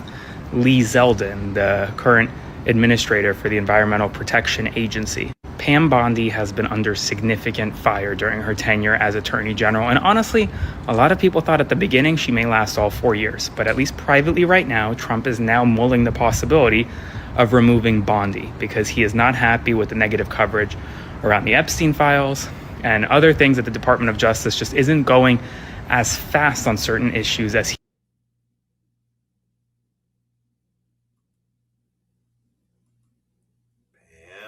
You done fucked up, Pam. What you done did, Pam? Got that man mad at you, Pamela. Huh? Come on, Pamela. You can do better. You can do better. You can do better. Chill, son, chill. Because the United States can't take care of daycare. Check this shit out. This is your president. Because the United States can't take. April's Fools. This is your president, ladies and gentlemen. This is who Chilli had voted for. Yeah, check this shit out. He said the quiet part out loud. Check it out. Because the United States can't take care of daycare. That has to be up to a state. We can't take care of daycare. We're a big country. We have 50 states. We have all these other people. We're fighting wars. We can't take care of daycare. You got to let a state take care of daycare, and they should pay for it too. They should pay. They have to raise their taxes, but they should pay for it. And we could lower our taxes a little. So the same country that's giving, is it real? These people living in the goddamn stolen land, right? The settlers that are damn near terrorizing the people that closed down. I'm not no religious person, but they closed down Easter, right? You don't have health care, but you want to blockade Cuba. You want to punish the Cubans. You want to try. You committed economic warfare against the Cubans, but y'all niggas can't afford health care. You went and did a regime change. You killed the supreme leader, right? On the other side of the planet, but you can't afford health care. He's assigning health. He's not health care. You can't afford health care, but daycare, child care. And you talking about we got wars going on, but you can't even protect the children? That's crazy. Look at your empire falling, ladies and gentlemen. Yeah, for how much is the White House ballroom / bunker? Look at how Rome has fallen. How have the mighty have fallen? This thing called America is unrecognizable at this point. Niggas is talking about he's gonna crash it. This shit crashed, nigga. What are you talking about? This shit is crashed. You know? I mean, he completely threw that shit under the bus and talked about it like what the fuck? You know, because, you know, apparently Pam Bondi and them, they don't have to worry about affording daycare. You know? They sending their children to Boys R Us anyway. We can't take with Lindsey Graham they sending their children with Lindsey Graham to Disney World. I know y'all heard about the Lindsey Graham leak. Take care of daycare. We're a big country. We have 50 states. We have all these other people. We're fighting wars. We can't take care of daycare. You got to let a state take care of daycare, and they should pay for it too. They should pay. They have to raise their taxes, but they should pay for it. And we could lower our taxes a little bit to them to make up. But it's not possible for us to take care of daycare, Medicaid, Medicare, all these individual things. They can do it on a state basis. You can't do it on a federal. We have to take care of one thing, military protection. While they got your 401k, while they out there flipping your goddamn Social Security, sending that shit to Israel, playing with it on the stock market, crypto and all of this, they out here doing rug pulls and shit. Man, you would think. Where I did the roll call earlier. Where do y'all live at? They got free health care and daycare for these children. Where's it lit where they doing shit like that around the world? Because I know that they doing that in some of these countries where they taking care of the people the way that they need to be taken care of. Even with what they call it, even like in what's that, Mexico, Canada, Canada, places in Europe, they doing shit like that. Thailand, my genius. I know that Costa Rica is giving out digital visas and whatnot. I ain't encouraging none of y'all to run and go nowhere because y'all want to thug it out right here. You stay right here. You stay your ass right here. But yeah, they doing shit like that in other places. That's another 800 years of niggas voting and praying. Oh, Jesus, please take care of her. Oh, Lord. I don't think we got enough time. They keep moving the fucking goalposts. You know what I'm saying? They keep moving a goddamn goalpost. So niggas gonna have to take care of themselves. If that's even possible. If that's even feasible. Because the structure of the family is not even there anymore. It's not. Parents ain't the grandparents are not grandparenting. They don't do what grandparents did. The parents are not locked in like that. The children are not locked in with the parents like that. Like shit is not the same. Shit is not the same. You know? Let's go back to Nick Cannon before we move on. Nick Cannon found out he sounded like an idiot in his Misinformation interview with Amber Rose. Nicholas deleted the interview and took it down off of YouTube. But unfortunately for Nicholas, the damage has already been done. This is one of the reasons he had to take that bullshit down. White people should be able to say nigga. Oh, shit. Because no one, when you really stop giving a fuck about stupid, dumbass words, will stop killing each other. Amber Rose is so ignorant. I don't know how people follow her. Violence will 100% increase if white people started saying nigga. African-American rappers saying N-word this and N-word that, but a Caucasian can't. So say it. Say what? Say the word you want to say. I'm not saying that I want to say it. I'm just saying that I can't. Sure you can. Say it. Say it right now. I will say it with you. Okay, this is hypocritical. You know we can't. Sure you can. This is America. Both of you. Say it. All right, I think we can move on. What? Amber Rose would have sounded smarter if she would have said nobody should be saying the word nigga, not even black folks. Now, I would 100% agree with that. As a matter of fact, that should be a new movement. Can we? Can we stop saying nigga? I'm definitely guilty of saying it, but that shit is ignorant as hell. I got songs where I'm saying nigga, but I was just being a follower. Shit, my daddy even say nigga. Most of my friends say nigga. But let's be honest, nigga with an ER is what white slave owners used to call our ancestors. It's a derogatory solidification. The word was firmly established in American history by white supremacists to dehumanize black people. White slave owners would call our ancestors it so much that black slaves started calling themselves nigga. Our ancestors were slaves for over 400 years, and one day out of the blue, they were declared free. Even though black slaves were free, they still had a slave mentality. So they would still call each other nigga, even though they were free. But today, the word has evolved, and it can be used in so many different ways, but it is still out of pure ignorance that we say it. Never ignorant, getting goals accomplished. Nigga. Let us continue. Let us continue. Well, Nick Cannon found out he sounded like an idiot in his We have some news right now. Donald Trump just said the quiet part out loud, speaking to a group of folks at the White House. We have some news right now. Donald Trump just said the quiet part out loud, speaking to a group of folks at the White House. He says, we're a big country. We're fighting multiple wars. We can't take care of daycare, Medicaid, Medicare. That's a direct quote from the President of the United States, who is speaking tonight, and ahead of his speech to the nation tonight, he's saying that his speech tonight will be about how, quote, great I am, referring to Donald Trump himself. He's saying that the United States can't do everything from Medicaid to Medicare because we're fighting these wars. And then he proceeded to tell Erica Kirk to sue Drewski, the person who made that parody video that has gone more viral than pretty much any video Turning Point USA has ever had, or Erica Kirk has ever had, and has enraged Republicans. So that's where the president's focus is right now, ahead of a consequential speech where he's expected to try to seek an off-ramp to this war in Iran, try to end the war in Iran. But it was already at least over. right now, that's not what he's focused on. As always, spread the word, follow along, stay up.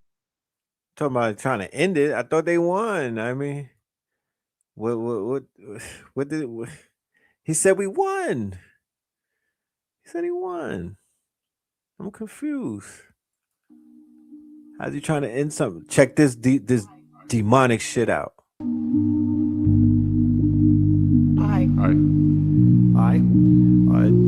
We'll let the record show that the entire committee voted to grant the exemption. As a result of this determination of the committee granting the exemption pursuant to Section 7H. Pay attention. That's the War Department. That's Pistol Pete. They just voted right? In this video clip, they just voted to destroy marine sea life. This was a vote to basically drill into frack off of the coast of, I believe, Texas, right? But what that's going to do is that is going to unequivocally destroy the marine life over there. So they're basically voting. Remember, these are warmongers, right? They're attacking the terra firma. They're at war with the nature. They're at war with the land. They're at war with nature, with living things. We are the dolphins. We are the whales. We are the sharks. Our spirit is inside of the ocean, same way it's in the jungle, same way it's in the forest, right? That's where it is, and that's what they're attacking. Accordingly, the committee, in doing this, will be issuing an exemption from the requirements of the ESA for all oil and gas exploration, development, and production activities associated with the Bohm and Bessie Outer Continental Shelf oil and gas program as set forth in a order. The committee will publish the written determination today regarding the exemption with all the supporting information. Again, thank you, committee members. Thank you, Secretary Hegseth, for your leadership and for bringing this important national security concern to us as a committee. We're all pleased to be able to support the work and support the U.S. military on the important work they are bringing peace to the world. And with that, that ends the agenda for today. So I thank the committee, and the committee meeting is now concluded and will adjourn. Thank you all very much.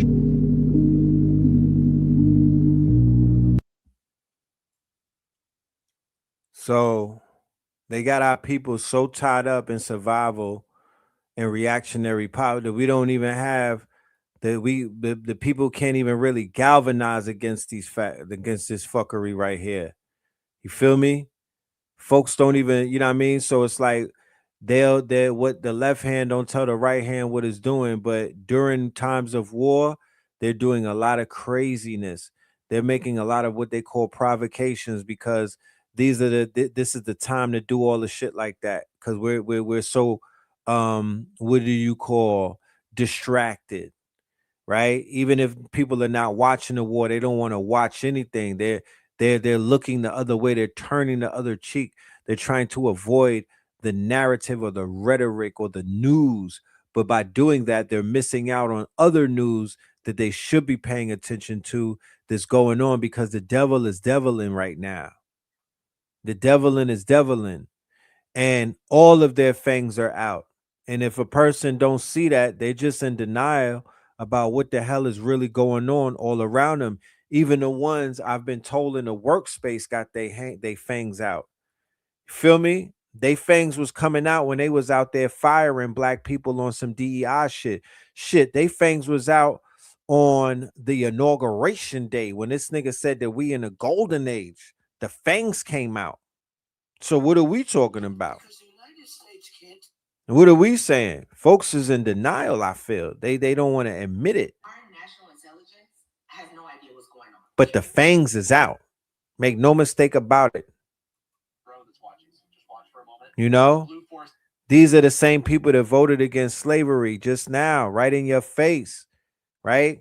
And niggas is trying to spin that shit like they did, like America voting against their own fucking slaves, right? Was a flex. Like there's nothing wrong with that. Like they're trying to change the narrative, bro. Right in y'all. They keep playing in your face. I'm laughing. Y'all letting them play in your face. Right in your face. Might be the one that gets me kicked off this platform. So I'm gonna be graphic. It is what it is. Let's talk. Because this week something happened that took us about 400 years to get to. And before I tell you what was said, I need to tell you what was being named. Because this is the part that never gets said with the weight that it deserves. Before a single ship left the coast of West Africa, the people who were going to be put on it were already being processed, stripped naked, prodded, groped. Traders invasively examined the breast, buttocks, and vaginal areas of women and girls, allegedly to assess their childbearing ability. Men and boys were groped around the groin, scrotum, and anus. One white trafficker who later testified described the process as similar to what you would do to a horse before purchasing it. These were human beings, y'all. They were being evaluated the way that you would evaluate livestock. And when the evaluation was done, they were assigned a number, not a name, a number, and loaded onto ships. These ships were built into two categories, tight packers and loose packers. Tight packers maximized profit. Human beings were measured with instruments with charts. to calculate how many bodies could be chained in a single row. The space allocated per person was roughly the size of a coffin. Men were shackled together in pairs at the wrists and ankles and packed into the hold lying on their sides, unable to sit up, unable to turn over, unable to move. The heat in the hold was lethal and suffocating. There was almost no ventilation. The air was so thick with human waste, sweat, and disease that sailors reported being unable to breathe when they opened the hatch. Dysentery tore through entire decks. People vomited on each other. People had diarrhea on each other. People died chained to the person beside them and stayed there, rotting, until someone came to remove the body. Sometimes that took days. Smallpox spread. Measles spread. The living were chained to the dead in spaces the size of coffins, in heat that historians describe as suffocating and unbearable. In the middle of the ocean, women were kept unchained in separate compartments, not as mercy, but because being unchained made them easier to access. Crew members raped them throughout the voyage, not occasionally, routinely. Those who resisted were flogged. Women gave birth on those ships, without medical care, without assistance. In those conditions, most newborns didn't survive. In one documented case, a captain punished a failed rebellion by killing one of the men involved immediately and forcing 2 other enslaved people to eat his heart and liver, while the rest watched. This is in the historical record, y'all. It is documented in historical accounts of the Middle Passage. About 15% of the people put on those ships, nearly 2 million human beings died before they reached land. They were thrown overboard, and some were thrown overboard alive because maritime insurance paid for cargo lost at sea, not cargo that died of illness. Throwing people into the ocean alive was more profitable than letting them die of disease. The most documented case is the Zong Massacre of 1781, in which a British captain threw 132 enslaved people into the ocean alive and filed an insurance claim. The case went to court. The question before the court wasn't whether a crime had been committed, though. The question was whether the insurance policy covered the loss. The ones who survived the crossing arrived at a port and then were processed again. Before they were sold, their skin was rubbed with oil to disguise cracking and lesions. Their heads were sometimes shaved to remove gray hairs and bacteria, to make them look younger and healthier than they actually were. They were examined again by buyers, poked, prodded, molested. George Washington, who would become the first president of the United States, specified in writing in 1772 that he preferred enslaved people not exceeding 20 years of age. He was placing an order for human beings, like you would place an order for food. And the ones who were purchased were put to work. About 80% of enslaved Africans transported across the Middle Passage ended up on sugar plantations in South America and the Caribbean, where the mortality rate was so high that the entire enslaved population had to be continuously replaced through the ongoing slave trade. People worked from before dawn until after dark, in gangs, cutting sugarcane in tropical heat. Feeding it into mills regularly took fingers, hands, and arms. Life expectancy. Yes, this go on for about 10 minutes. Okay. Shout out to her and shout out to her commitment, right? Because she does a lot of videos. Shout out to her commitment to finding out the truth, right? Her pursuit. Will she feel the same way 5 years from now as she continues to study? Who knows? We have to just follow her on that journey. Shout out to the God, knowledge born on law in the building. Brilliant. Salute to the God. All right. Yeah. Let us continue. Let us continue. Yeah, no, she's not AI. She's real, y'all. That's not AI. That's a real black woman. You know what I'm talking about? Just witnessed the first April Fool's speech by a president ever. Because I know you was not that ass up there. Stop horsing around, son. My boy came 2 to 3 weeks and then proceeded to compare this to every other war since World War fucking I. World War I lasted 1 year, 7 months, and 5 days. World War II lasted for 3 years, 8 months, and 25 days. Iraq went on for 8 years, 8 months, and 28 days. We are in this military operation, so powerful, so brilliant, against one of the most powerful countries for 32 days. 32 days. Like, that's supposed to be something we proud of. I know you get to the point, lights on, nobody fucking home, but Jesus Christ. You understand what you're talking about? You just compared this to every other fucking war, but then tried to say this is not a war. This is a military operation that we did not ask for. Nobody in America is favorable for this. And now stock market's plummeting, oil up. And what you gonna say? Just trust the process? No, nigga, you keep on fucking lying. You said 2 to 3 weeks a month ago. And then at one point in time, 48 hours. And then this bitch got on there and said, the Strait of Hormuz is going to open naturally. Bitch, what the fuck does that even mean? Essentially decimated. The hard part is done, so it should be easy. And in any event, when this conflict is over, the Strait will open up naturally. It'll just open up naturally. They already selling oil. The only people they not selling oil to is us and our fucking stupid ass greatest ally that is currently getting bombed to shit on their great Passover. Yeah, pass these bombs in this fucking Tel Aviv, dickheads. Fuck around and found out. Now look at us. No end in sight.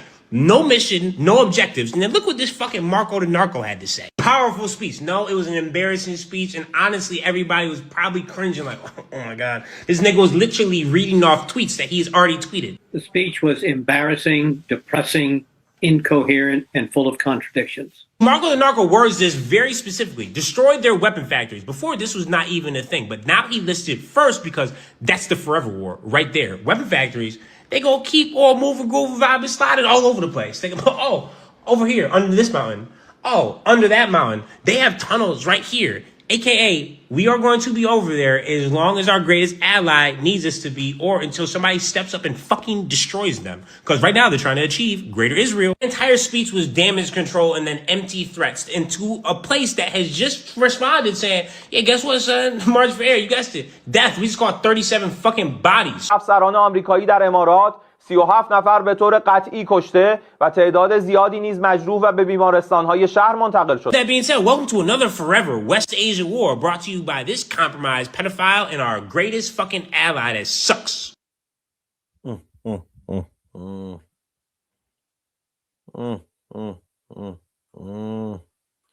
Let us continue. Let us continue. Like I said, this man.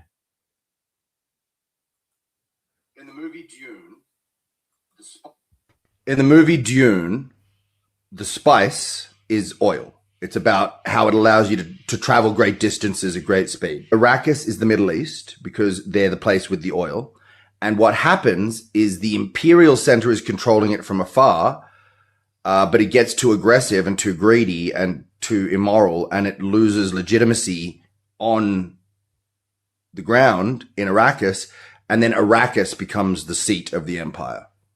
The place that controls the soil, the spice, the magic juice that makes the whole thing go. They become the sort of boss dogs. Right now, white folks is panicking. You know, just the idea or the possibilities that exist of somebody controlling them. Yeah. They're having their meltdowns. Check it out. Okay, I'm gonna get straight to the point. Palm Beach Pete is Jeffrey Epstein. There's no actual footage of a suicide, meaning there's no proof that he's actually dead, and he was spotted in Israel. Israel starts getting bombed, it's not safe there anymore, then he gets spotted in Florida as Palm Beach Pete. What evidence do we have? The teeth matching up, I think, says it all. Same clothes, same sunspots, same car, same house. The American people have been played with for a long time, and now they're literally just playing in our faces. And I believe that they're doing this because he wants to live a normal life as Palm Beach Pete and for people to have this reaction. Are you Palm Beach Pete? That's me. Oh my God, I knew it. Let me see you pull up. How old are you? At the end of that video, he asked her, "How old are you?" When we see Jeffrey Epstein outside, Palm Beach Pete outside in public, it should be an issue, a problem. In the age of AI, we need our discernment and our intuition more than ever. Is she putting a hit on this nigga? At this point, did she just put a hit on Palm Beach Pete? Is she green lighting Palm Beach Pete? What the fuck? we need more than protest. We should all stop paying taxes. I don't know how this would really work in application. Or maybe it'll be easier to just do a project Nepal. I don't know. You let me know what you think. Palm Beach. I was looking at some videos of Palm Beach Pete from like 10, 12, 13. That nigga did not look the same. He did not look like how he looked now. But of course, people get older, naturally. But everything was different in them videos, them older videos. Face size, all type of stuff. If anybody know Palm Beach Pete, tell him we need him on the show to interrogate him. We got to get to the bottom of this shit. National intelligence has no idea what's going on. Cash App, because that's his name, his email was hacked. This is the actual director of the FBI, just no respecting FBI agent in the history of Everdom has had their email hacked. Not that we know of. We shouldn't even know this if it's true, but Iran came out and said, yeah, we did it. And they released some photos. They released some PG photos. I'm talking about, I just know they got some good stuff in there. How embarrassing is it to be the FBI director and your email was hacked? What self-respecting intelligence agent will allow this to happen? Actual DEI hires who are not qualified to be in the positions that they're in our United States government. And this is where we are. So they had to sit in front of a congressional hearing. And when I say they, I mean Tulsi Gabbard and then Kash Patel and other national intelligence agencies within the United States. Do you know all of them sat up and told them that they have absolutely no idea who Trump is talking to and what advice he's getting from them? Every single one of them, to the point where the senator was like, well, what do you know? If you don't know who he's listening to, if you don't know why AFRO decided to still attack the energy sector when Trump specifically said that they shouldn't and they can't, who is he getting advice from? Every single one of them. I'm not privy to that conversation. I don't know. He said, well, what do you know? To see it in real time. 100 years from now, this is a pivotal point in history where our intelligence agencies do not have a clue why we're at war. They don't have a clue who our commander-in-chief is talking to, who's advising him on the continuation of said war, on an exit strategy from said war. Like, absolutely none of them are talking to him. They all said, well, we weren't privy to this. We weren't in that conversation. They asked him, is the United States and AFRO on the same page when it comes to the war? One of them said, no, they're not. We look absolutely crazy right now in these global streets. And these are the main people, the number one people, the absolute people who should know what is going on. These are the people that should have the answers. These are the people that you 100% are supposed to email and be like, can you give us a time frame, a guesstimation? When will my children be coming home from the war? They're deployed over there. You just sent 10,000 troops. You're trying to send another 10,000 over there. You're trying to do a ground invasion. I just want to know when my baby's coming home. And these are the people who do not know. And these are the people that are making the decisions about them going. So who is actually in charge? A foreign government has taken over and they're losing. So we're just surrounded by losers. Well, Trump did say that he likes the losers. Would y'all want Sister Tangi as a guest on the show? This beautiful chocolate sister right here. Would y'all want me to invite Sister Tangi on the show? Let me know in the chat. You know what I mean? I will oblige your request and bring Tangi on the show. She is officially one of our favorites, and she's been on Heavy Row with us. Y'all let me know. Y'all let me know. That's watching, so just watch for a moment. The story of Lil Donnie creating an economic Story of Lil Donnie creating an economic time bomb, literally made of shit. The Strait of Hormuz is the little problem that Donnie was too stupid to see coming. Gas prices have spiked, and therefore everything has spiked. But that's just the first wave. The second wave is a time bomb made of shit.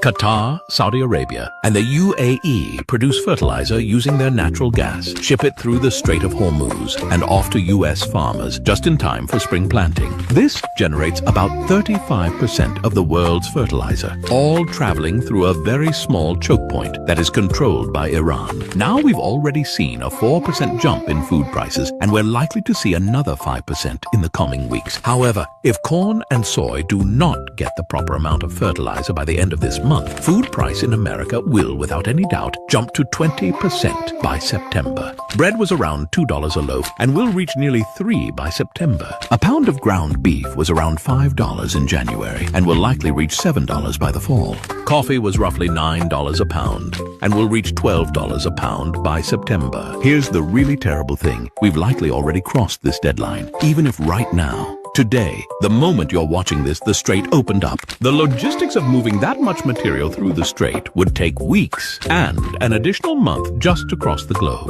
We may already be very, very fucked. He will then try to blame everyone else. But this is 100% his doing. Something he decided to do because he had a gut feeling. But the only gut feeling you're going to have is the taste of starvation. The USA is insolvent. Okay, the USA is insolvent, ladies and gentlemen. They cannot pay their bills. Okay, they like they don't have it. You know, when the nigga in the hood be like, I don't got it, man. I don't got it, man. I don't got it, man. Yeah, that's America right now. That's good old America. They got money for war but can't feed the poor. Type shit. Odo. In the movie Dune. Okay. Today on April Fools of all days, Trump, Keir Starmer, and Today on April Fools of all days, Trump, Keir Starmer, and Anthony Albanese, the leaders of the US, UK, and Australia, are addressing their nation. Now, if you didn't know, this is like an anomaly for this to happen all in the same day. And I can tell you, they're going to be talking about the war in the Middle East, the fuel crisis, and I can tell you that I will agree with absolutely nothing that they say. Because there were no weapons of mass destruction in Iraq. Syria is worse off now than before. Afghanistan had a very long war, and the Taliban is still in control of it. Fuel shortages and energy crisis is a freaking joke because you know that they're black shelving patents all the time for alternative energy sources. This is all one big scam. It's a big club. We're not in it. And they plan that 2030 you'll own nothing and be happy. Like, they didn't forget about that. So when was the last time 3 world leaders addressed their nations on the same day? This is a big deal. And this is not 3 separate speeches. This is a coordinated response to something they already know is coming or that they're helping to create. The European Union told citizens to work from home this week, drive less, use less energy, prepare. The energy lockdown is coming. Maybe not tonight though, but this is saying tonight, but that would be crazy. It is a Friday. The biggest news usually drops on a Friday. Keep your head on a swivel because we're not done this fight, man. 2020 was a bit of a scenario, but I think that was like a trial to see what they're going to try to pull this year. Energy lockdowns, restrictions, it may be coming. But don't give up because in the end, we do win. But how strange is it going to get before that happens? Yeah, they just started with these energy lockdowns. You know, they can't lock down the energy, so don't even let them play with words like that and whatnot, you know? But yeah, they did start with that conversation about these lockdowns. Come on up in here, Chocolate Godiva. Come and talk to us, y'all. Come on, come on. Good morning, good evening, good afternoon, wherever you are. Thanks for being patient and waiting. Let's go ahead and get back into some tea because I know we've been all cracking the fuck up over Kristi Noem's husband's titties all night long. Yeah, I know we've been having a ball, but I wanted to bring y'all some more tea. So without further ado, let's go ahead and get started, okay? Let's get into it. So, word on the curb is well, we all know for a fact that Iran and Yemen and Hezbollah is outside walking Israel the fuck down. Not just Israel, Bahrain, UAE, you name it, baby, they getting up in that ass. They walking them bitches down, walk them like a dog, walking them down. You understand what I'm saying? It's some crazy illness going around town when it comes to the West Bank, when it comes to Khan Yunis, because there were some major explosions going on there. And we're going to keep them in our thoughts and prayers. But I, at the very least, wanted to keep y'all updated on what's going on the opposite end of the spectrum, so y'all understand the severity of what's going on in Israel. Because one of the things that they like to do is lie and make it seem like something that it's not. So I thought that y'all could have a good chuckle and a good laugh, a good hearty knee slapper. So, now don't tell nobody I told you this, but word on the curb is while Iran and Hezbollah is walking them the fuck down, baby, they robbing each other blind. I swear to God. Not only are they kicking the disabled Israelis out of the shelters and leaving them out there to get bombed, word to Boona, but they also are robbing each other blind, bitch. Running up in each other's shit, stealing each other's belongings, inside of the shelters, outside of the shelters, and as well as inside of the malls and the food restaurants, the little farmers markets they got, baby, they robbing each other blind, bitch. It is quite literally the day after tomorrow over there. It is 28. What's that movie, 28 Days with the zombies and shit? That's what it look like over there. It's real apocalyptic over there. It's real apocalyptic. The behavior, park ape animal. Let's get into it. So word on the curb is, right? Hold on, let me get adjusted. There we go. Okay, so boom. Word on the curb is what's been going down is they are now starting to pretty much map out like how close the explosions are happening and the areas in which the majority of the explosions are happening. Now, because the missiles are touching direct areas, civilian populated areas now, they are waiting for, to come out of the shelters, right? You with me? Then they're going to places like eateries, the malls, you know what I'm saying? Doing their bidding, shopping. Oh, I'm just looking. Or they sit there and they order food and then wait for the missile sirens to ring and baby, they jetting the fuck off without even paying a bill. Swear to God. How the fuck, what is it, dining, how you dining and dashing in the middle of a war? How you dining and that is, bitch. Now, on one end, I'm impressed, because like, okay, I can't say that I probably wouldn't do that. But you know what? No, I need my blessings. I need all my blessings. No thanks. And I know God would make me the fucking example. He would. I fuck around, be the example. But like, this is some dirty booty shit that y'all doing. They also in the malls walking around. Oh, I'm just shopping. I'm just picking up stuff here, picking up stuff there, waiting for the sirens to go off. Then they dip the fuck up out the malls. Baby, it's happened in 2 separate mall areas that they have had to close the entrances while shoppers are shopping and make specific bomb shelter areas within inside of the malls so they can't run off on a tab in the midst of all this happening. Now that is some dirty, scandalous shit. The Palestinians are facing the worst that they have ever gone through. Iran and Lebanon, but you don't see them running off on each other. That's crazy. So let me get this straight. Y'all not only dirty to the whole world, but y'all not even loyal to each other. Child. But yeah, bitch, they said that in itself is aiding or assisting in their economy depleting as quickly as possible, because they stealing from each other, stealing out each other's home, cars, you name it, baby, they stealing. Like the nasty little rats they are. Oh my God. And in case you were feeling bad about, what's happening, I don't feel bad about what's happening to them, but let me show you. So a number of them are actually calling down to the Knesset, as well as, they're flooding in social media for expanding the scope of deaths. For those of you guys that don't understand what I'm talking about, I mean the law that was enacted just a couple days ago in which they voted in favor to approve upwards of 10,000 Palestinians to be issued the death penalty, which is set to take place in the next 90 days, if not challenged, I guess, in the right way. Yeah. So they are mad because they feel like, how you inside of shelters, basically saying that you mad because you feel like should expand to the Palestinians inside of the Gaza Strip, inside of the West Bank as well. So what they're saying is they want the Israeli and military officers to also go and arrest the Palestinians, no due process, no Nathan, and to then charge them with the death penalty for just existing. Y'all deserve every bit of this lesson that God is trying to teach you. That's all I have to say about that. That is all I have to say about that, my love. Stay tuned because there's a lot more to go. Godiva, thank you for that one, my sister. Thank you, Godiva. We got a few Godiva clips. We ain't gonna overload you with her and whatnot. But the daughters, man, y'all out there dating the daughters because they doing shit with makeup on and all of that. Y'all got the daughters. Y'all keeping the daughters busy. I appreciate that, man. Whoever's out there taking the daughters out to get something to eat and whatnot, giving the daughters some attention. You know what I mean? Thank you. Y'all got the sisters dressed up. They got on their ballroom dresses and they dropping information on their way out to enjoy life. That's what this is all about. You know what I'm saying? We got to change the narrative. You know what I'm saying? We got to change the narrative. For all of the sisters that drop information, y'all should be guaranteed a date every two days. You know what I'm talking about?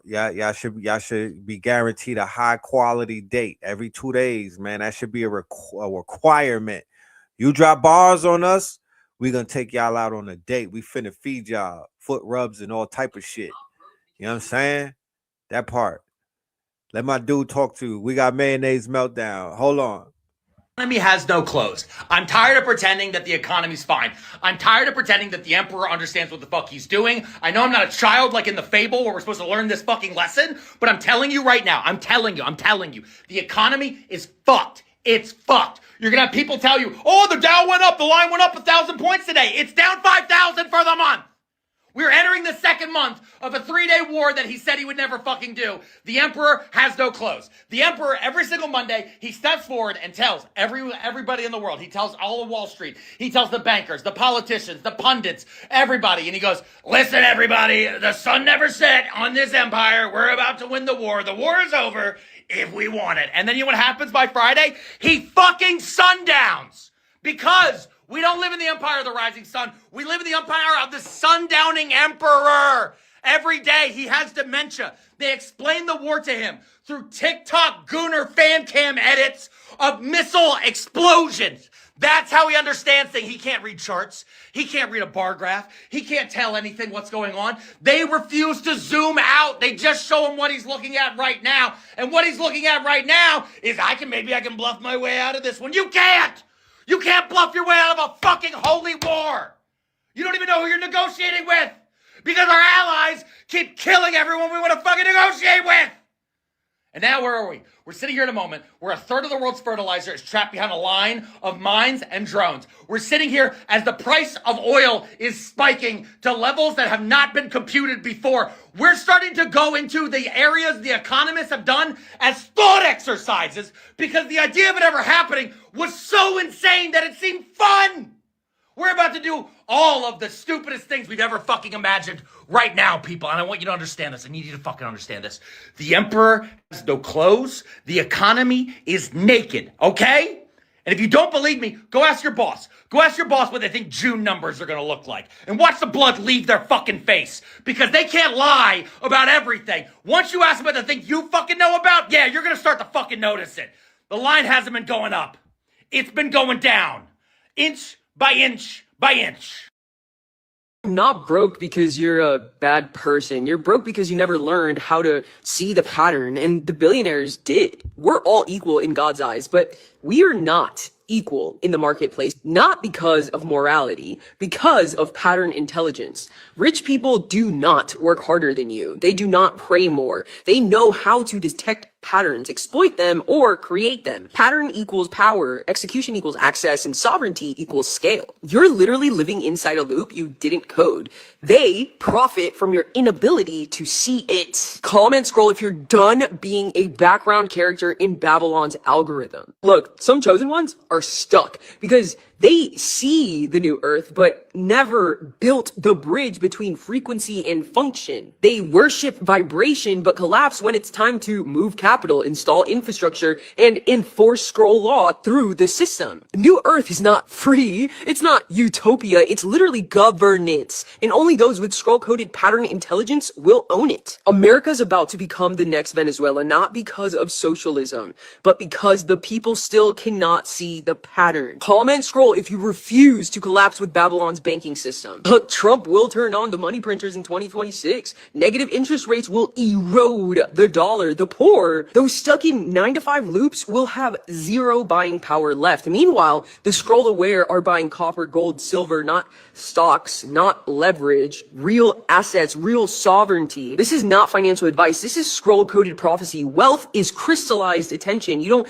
get rich from healing. You get rich from installing pattern dominance at scale. It's not about being good or bad. It's about being useful to the system or building a better one. Look, the broke righteous, the wealthy wicked, the blind idealist, they all play their part, but only the ones who The broke righteous, the wealthy wicked. Come on, Brosy. You got bars. who can see the pattern, break the loop, and install the new will survive what's coming. Comment scroll to get your scroll scan and activate your wealth seat before the system resets again. Nah, she cooking. Shout out to Brosy. She cooking, bro. What the fuck? Hold on, let's keep it going. Let's talk about this nigga with his boobs. Christie's husband being outed as a drag queen on the day of transgender visibility. Time to laugh. How does Christie's husband being outed as a drag queen on the day of transgender visibility have anything to do with Nick Cannon finding out that all white people were racist at a certain point and White people should be able to say nigga. Easy. Anywhere that a white person lives is based on the exact coordinates of the genocide. Picture perfect couples are always going to be some gay dude that's like making out with his son, fucking up a relationship.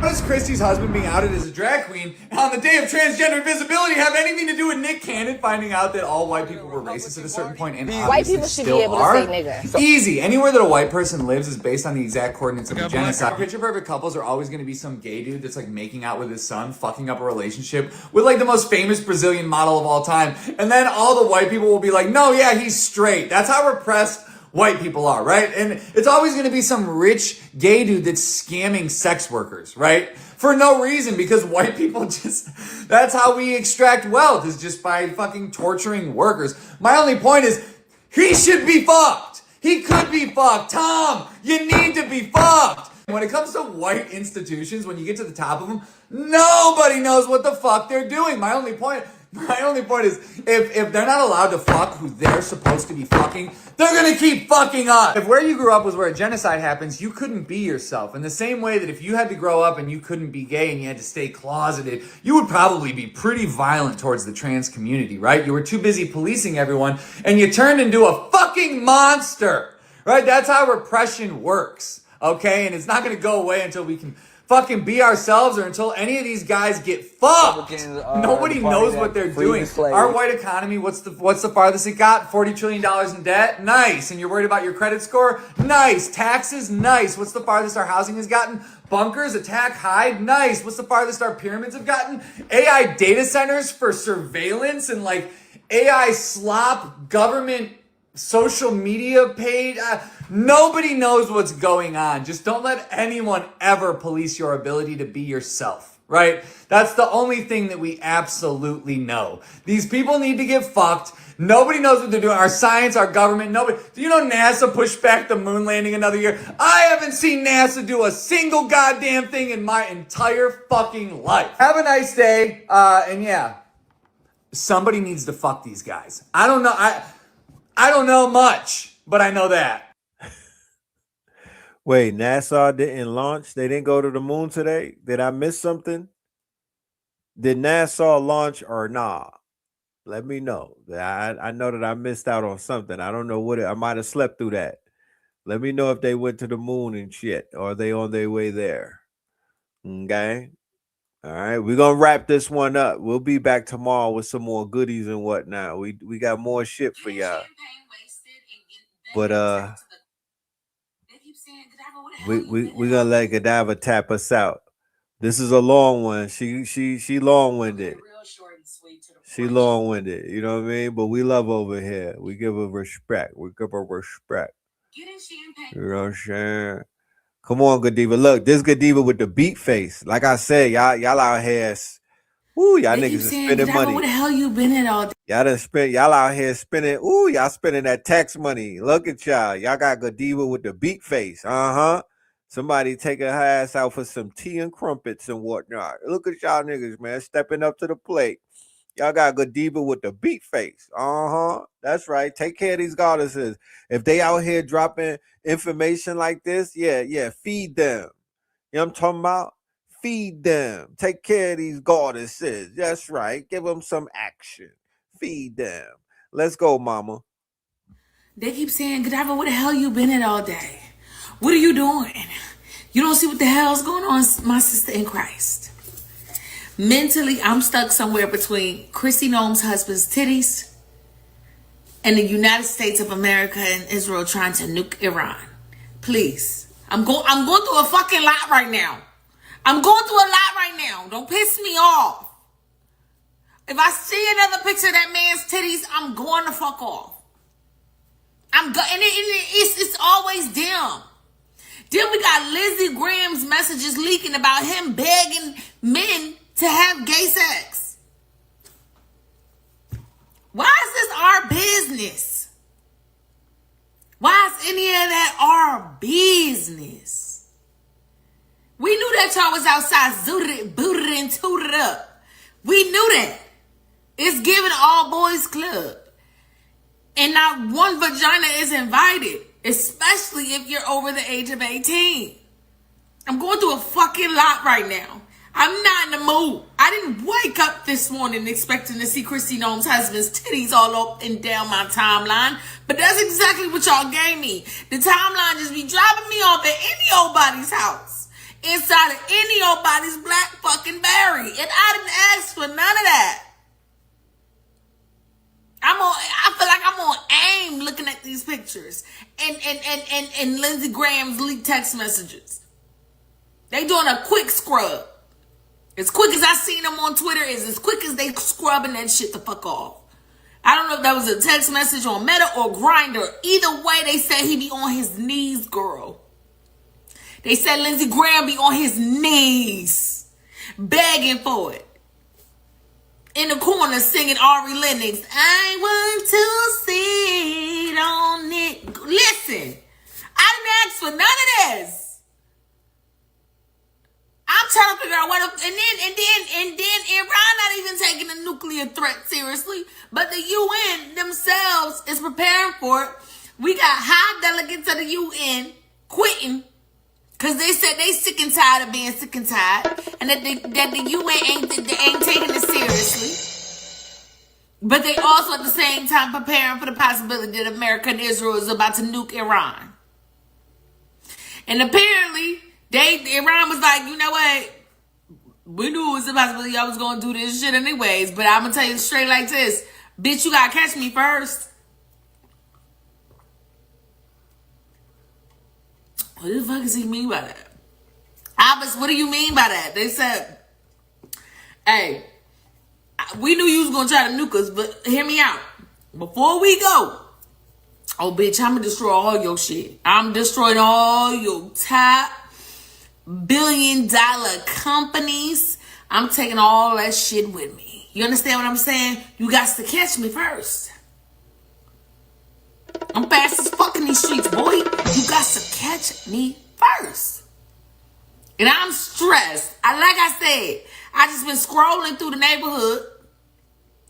Like, it's just better if I show y'all because I didn't ask for this man's titties.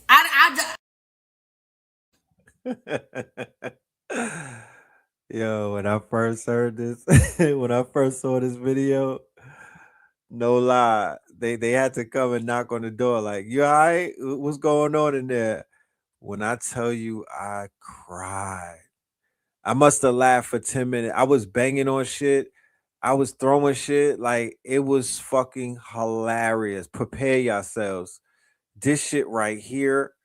This shit right here. Oh my goodness. These people crazy, y'all. You can't make this shit up, yo. You really can't. If I gotta see it, so do you. You think you better than me or something?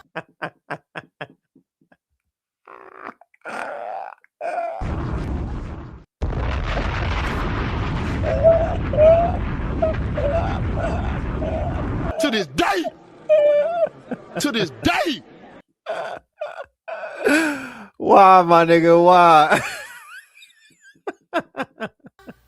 You think you better than me or something? Like your algorithm and your timeline is better than me? If I gotta see it, so do you. Daily Mail, what the fuck is your problem?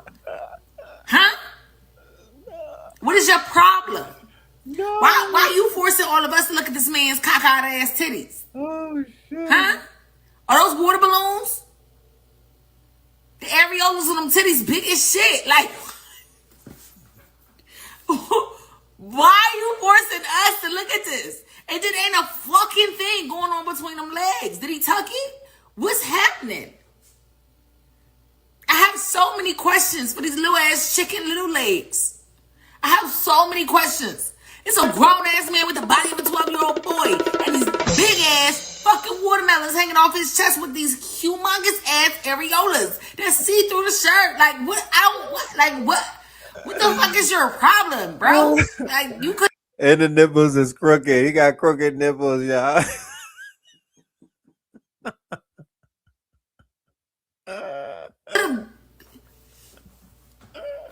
You could have blurred this. Like, y'all could have put the blur feature. Y'all don't understand. The man's wife is in control of ICE, Department of Homeland Security. His wife was overseeing people's lives, y'all. Do you understand when they say that the emperor has no clothes? Do you understand when we say April's fucking fools? Do you understand when we talk about the spring break, my nigga?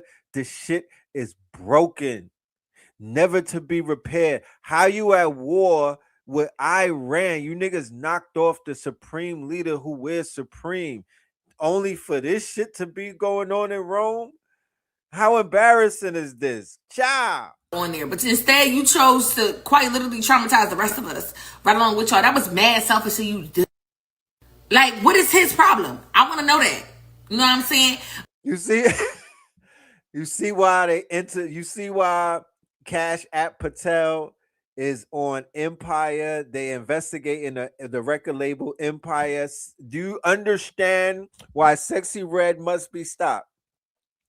Do you understand why Cardi B must be stopped, y'all? Do you understand now why hip hop they brought the duck lips to her husband? Nigga, he's in the mirror like a baddie, my nigga. Get his ass on Zeus, my niggas. But at the same time, I do remember seeing a while ago them conservative homes, baby. If you know what I know, like I said it myself. I said I had a homegirl that I'm pretty sure that her family was conservative. I ain't gonna hold you. They definitely gave liberal at the surface, but the way her mom would act, and after that internship that one summer, I said, ooh, they is conservative. Because remember, I never went back after that one internship where the mom was like, she was trying, you know, it's okay for you girls to drink a little bit of bubbly, da-da-da. Them conservative homes where all the weird shit goes down. It's the weirdest shit that you ever did see, and you don't want to be the token black friend. Because if you the token black friend, you may as well be cast with a friendly white ghost, because they gonna do whatever. They don't give a fuck. They feel like, who's gonna believe her black ass? You right, because I'm definitely gonna tell everybody what I saw. Like, I'm definitely, and this the type of shit that you accidentally walk in on in a conservative household as the token black friend of that that nobody pays attention to, and they're like, oh, that's just, yeah, she's here sometimes. This the type of shit. You think this is bad? Bitch, what is that? What's that? What they be putting on teddy bear suits and they be humping on each other?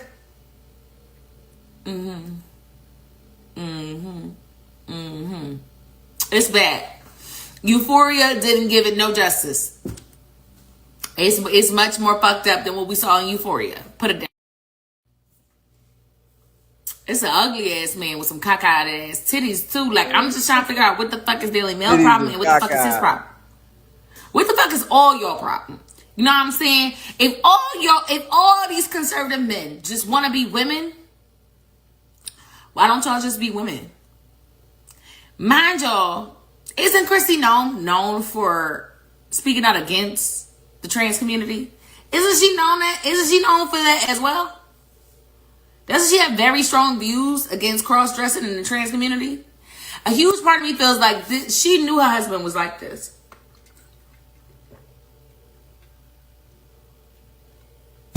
And I need y'all to understand something.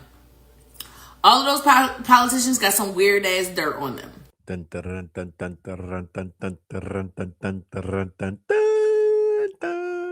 And now, a word from our sponsors.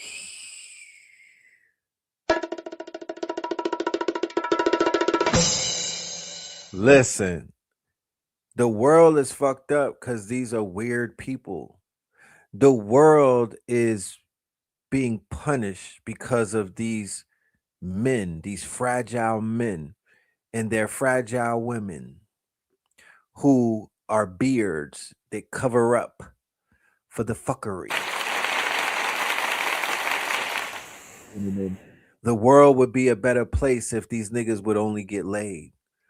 You understand? The right way. Henceforth, why they loved when the mammy would come and breastfeed them. Oh, Lord. Man, they were half a man after that. Shout out to Jack Harlow. Okay? We could trace a lot of the world's problems to men, you know, who feel inadequate, who hate nature because the sun is too hot, who you know, hate taking their clothes off. They hate women because women laugh at them, okay? Because they can't please them. If we didn't have these issues, these recessive type of problems, the world would be a better place. Shout out to Dr. Francis Cress Wilson. Especially the ones that took money from APAC. They all got a weird ass double life. As nasty and as weird as you can think, probably even nastier than that. And that's why they took the money from APAC. So if they took that money from APAC, I need you to understand something. These motherfuckers is nasty. They nastier than the nasty, and they disgusting. Okay? Chrissy Nome says she asking for privacy right now. Nah, baby, don't ask for privacy right now. Because them little girls that's inside of them detention centers, they couldn't get no privacy, right? You don't get privacy either. You don't get it either. No, baby. No, you don't get no privacy. No, ma'am. No Pam, no ham, no turkeys.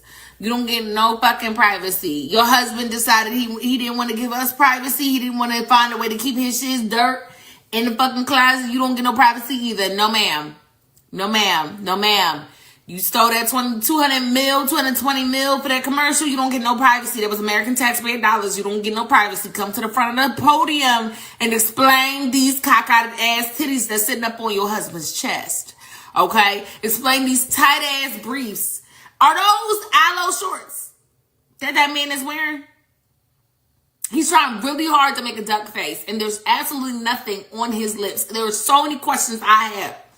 He has no lips, and he's trying his hardest to make a duck face right now. I don't know if those are aloe shorts or if those are, what's that company?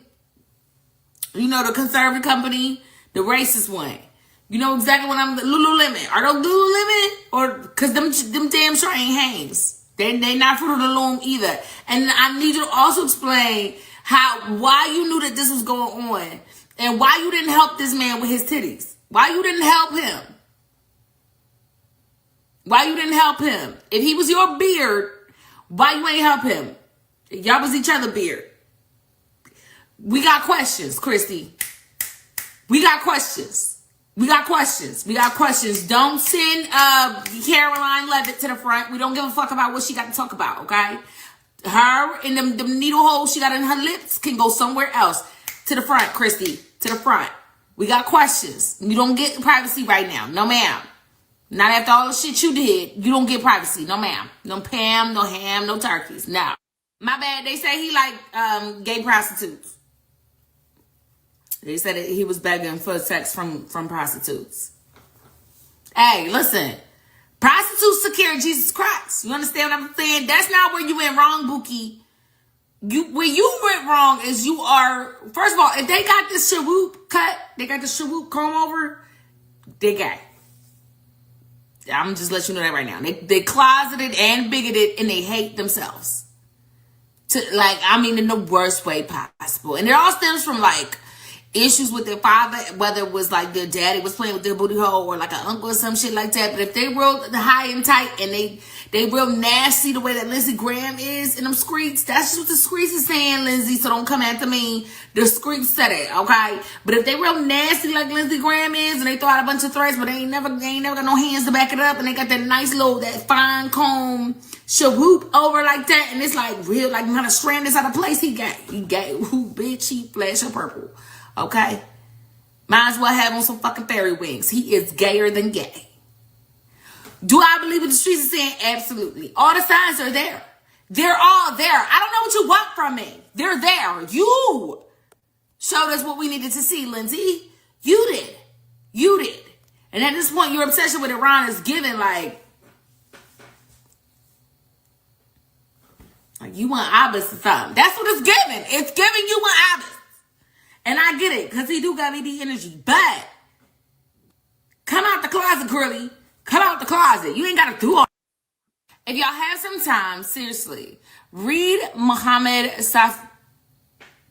Safa's tweet that he left on Twitter for all of us, in which he goes into great detail in a very long message or string of messages where he describes in his resignation letter, a very public resignation letter, as to why he's resigning. He says, I'm just going to read this first part to you, but it's very long, okay? After much reflection and after it became clear to me that some UN seniors are serving a powerful lobby, girl, we know, we've been saying this the whole time. How did y'all get tricked into going in? This was a partial cleanup job, but also a bunch of dumbasses. Because in order for them to have gotten away with a lot of shit that they've been doing, people had to be willfully stupid. And a lot of people was mad at me for saying that. But I was saying it to a lot of people that was in the comment section, but I need you to understand something. And I need you to hear me loud and clear. There is such a thing as a non-essential player. That means that you are willfully stupid. The only way evil is able to evil the way that they are able to evil. MAGA. Willfully stupid. They just dumb. Dumber than a box of rocks. Dumb. Just stupid. You gotta be willful. There's gotta be willful dummies to the point where a motherfucker could tell you to your face, you motherfuckers are stupid. And that's why I love y'all. Cause y'all dumb as fuck.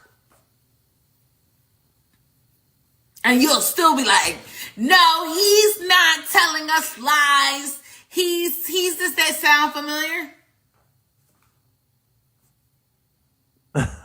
That's dumb. Sitting up there on the UN. That's dumb. He said, I'm gonna keep reading, I swear.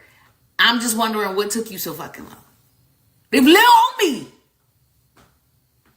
old me and several other people was able to come to this conclusion, over a year ago, at what point were you know what? I know you thought that you could make a difference. But I feel like, I'm not gonna say it.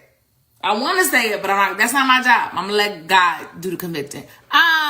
It became clear to me that some UN seniors are serving a powerful lobby and not the UN. Duh. I'm trying, I swear to God.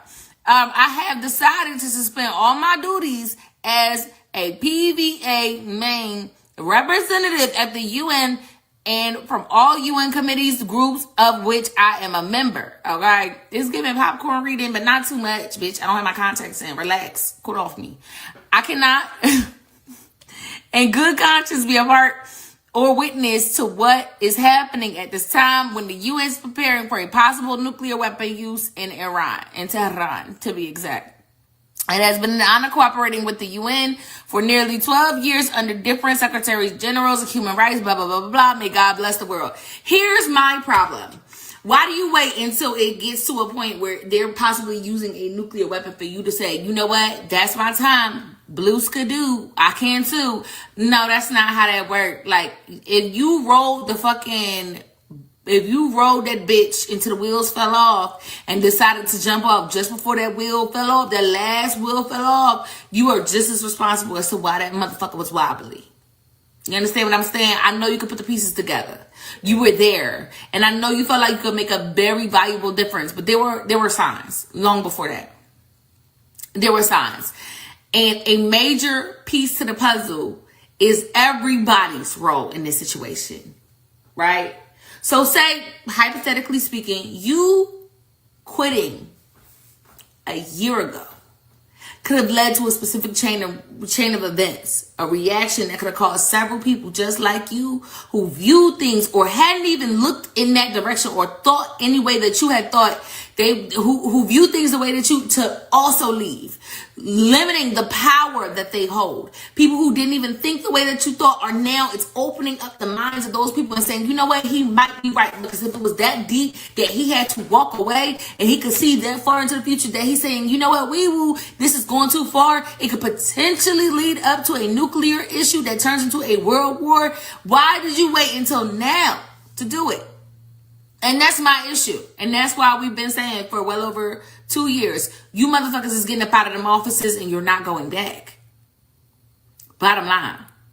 Because you all played a role. And right now it feels like everybody's just trying to find a way to jump ship so they can clean their conscience. I need you to understand something. It's not the monster and the crimes of the monsters that people remember the most when it's all said and done and the dust clears. They remember the people who sat silently by. People who had the power to do more, but sat still and sat on their hands and sat fearfully underneath systems and procedures and all that shit that was basically made up by man and weren't even real to begin with. That's what people will remember the most. People will remember the monster, but they won't exactly fault the monster the most. They'll fault the people that helped the monster do the shit that the monster did. Whether it was intentional or not, impact versus intention always plays a role. And it always falls on the other people. It never really falls on the monster because everybody knew what to expect from the monster, including you. So that's where I've been all day. That's that right there. Those are my thoughts. I've been circling the drain. I'm like, you know what? Bitch, I need a break. I'm going outside. I'm going for a walk. I'm doing everything I can not to pick up a fucking blunt because I could really use a blunt right now. I could really use a fucking blunt. I'm so sick of this shit. I'm so tired of this shit. And I'm ready to smoke till I fucking choke. You understand me? I don't give a damn if you think I'm professional or not in this current moment. Shut the fuck up. Somebody hand me the motherfucking blunt. I'm ready to smoke till I fucking choke. I'm ready to smoke my fucking face off. I'm over this shit right here. Crazy ass white people walking around with titties and shit. I'm so over this shit. Enslaved Africans transported across the Middle Passage.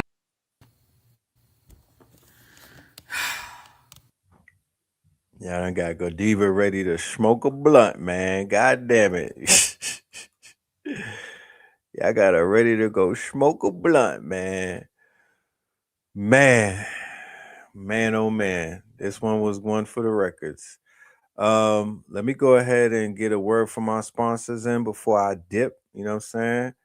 Let's get a little word from our sponsors before I dip. Ladies and gentlemen, boys and girls, I just want to let y'all know on the 4/4, I am going to be doing a free masterclass. All right. We're going to be doing a free masterclass on 4/4 called the 10 Claw Commandments. The 10 Claw Commandments on 4/4 8 p.m. Go ahead and get your tickets. It is free, but you definitely have to RSVP. All right, you're gonna have to RSVP to get up in this thing right here, ladies and gentlemen.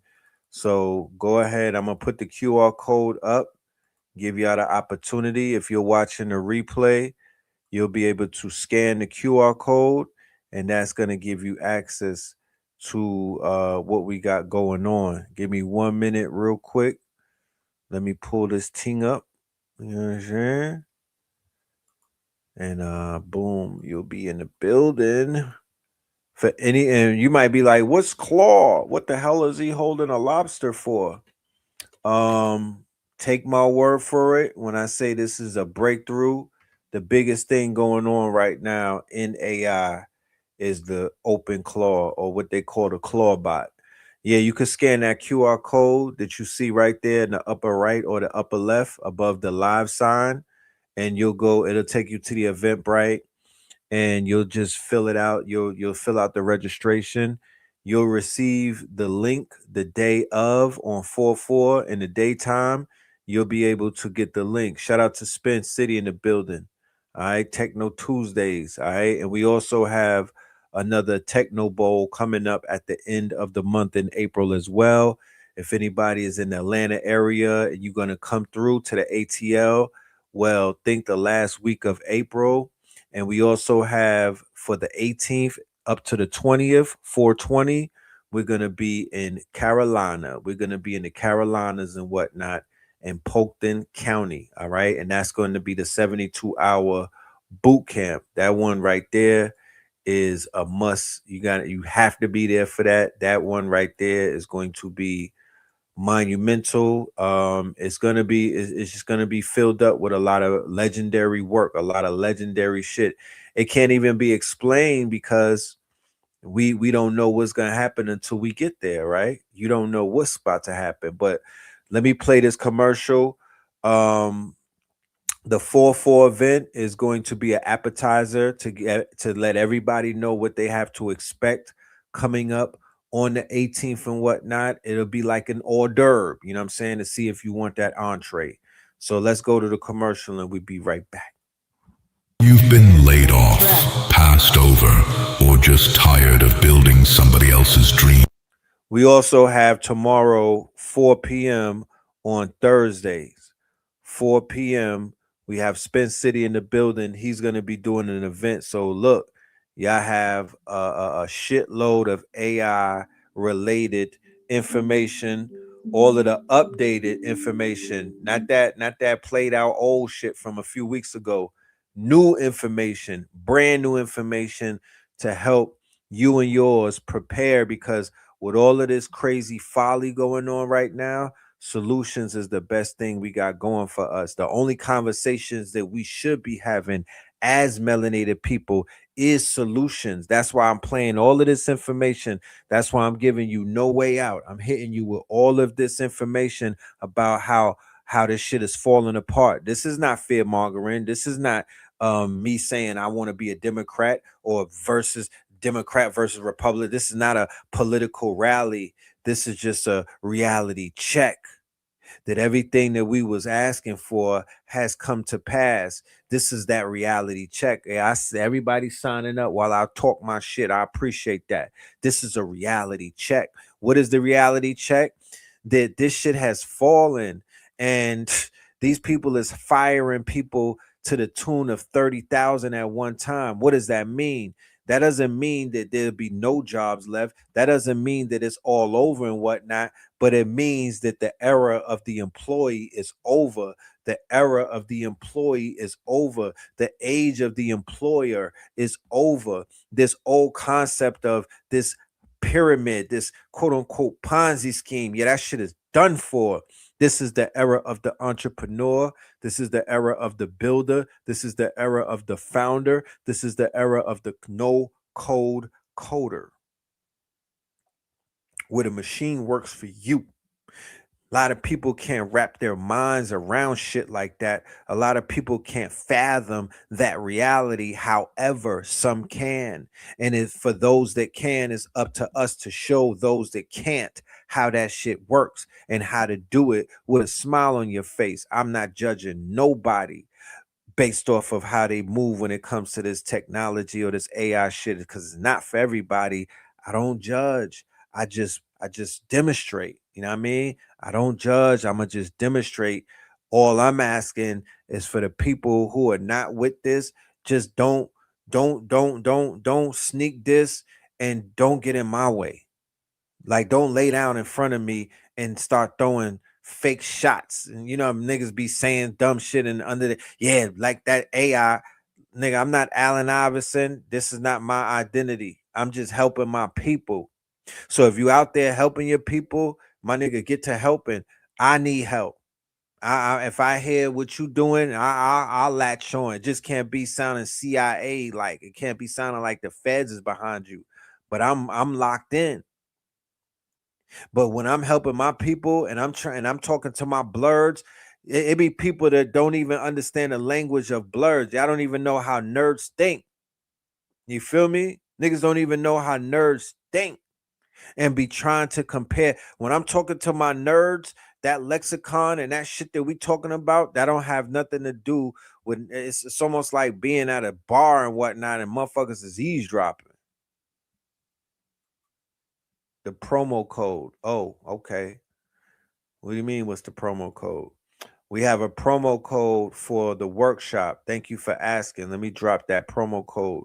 We do have a promo code for the workshop. This will be for 24 hours for anybody that wants to be a part of this 24-hour workshop. 72-hour workshop. This is on 420. This is not the one on 44. The one on 44 is open to everybody. But the one on 420, that one is going to be, you know, that's going to be intense. That's going to be, you're going to walk out of there bossed up. You're going to walk out of there with either your Clawbot or your Claude Code or any Kimmy Claw, Manus AI. You're going to walk out of there with something built, or it's going to be building, because as you know, with the AI, with this new shit, it builds it while you sleep. Like, it's building. I got shit being built right now as I'm talking to y'all. Dead ass. It's being built as I'm speaking to you. It's just building out. We're going to blow your minds. This is going to be something that you've never seen before. And even when it comes to the boot camp, it's not going to end with this. It's going to start with the boot camp, but it's not finna end. This shit is going to keep going and going and going and going. Trust me when I tell you. It's going to keep going and it's going to keep going. So I'm very, I'm enthusiastic about this whole thing, man. I am enthusiastic. Oh, let me go and get the code word, the promo code. The promo code is, what is the promo code? Claws. CLAWS. Claws. That's the promo code. Let me write that in the chat. Claws.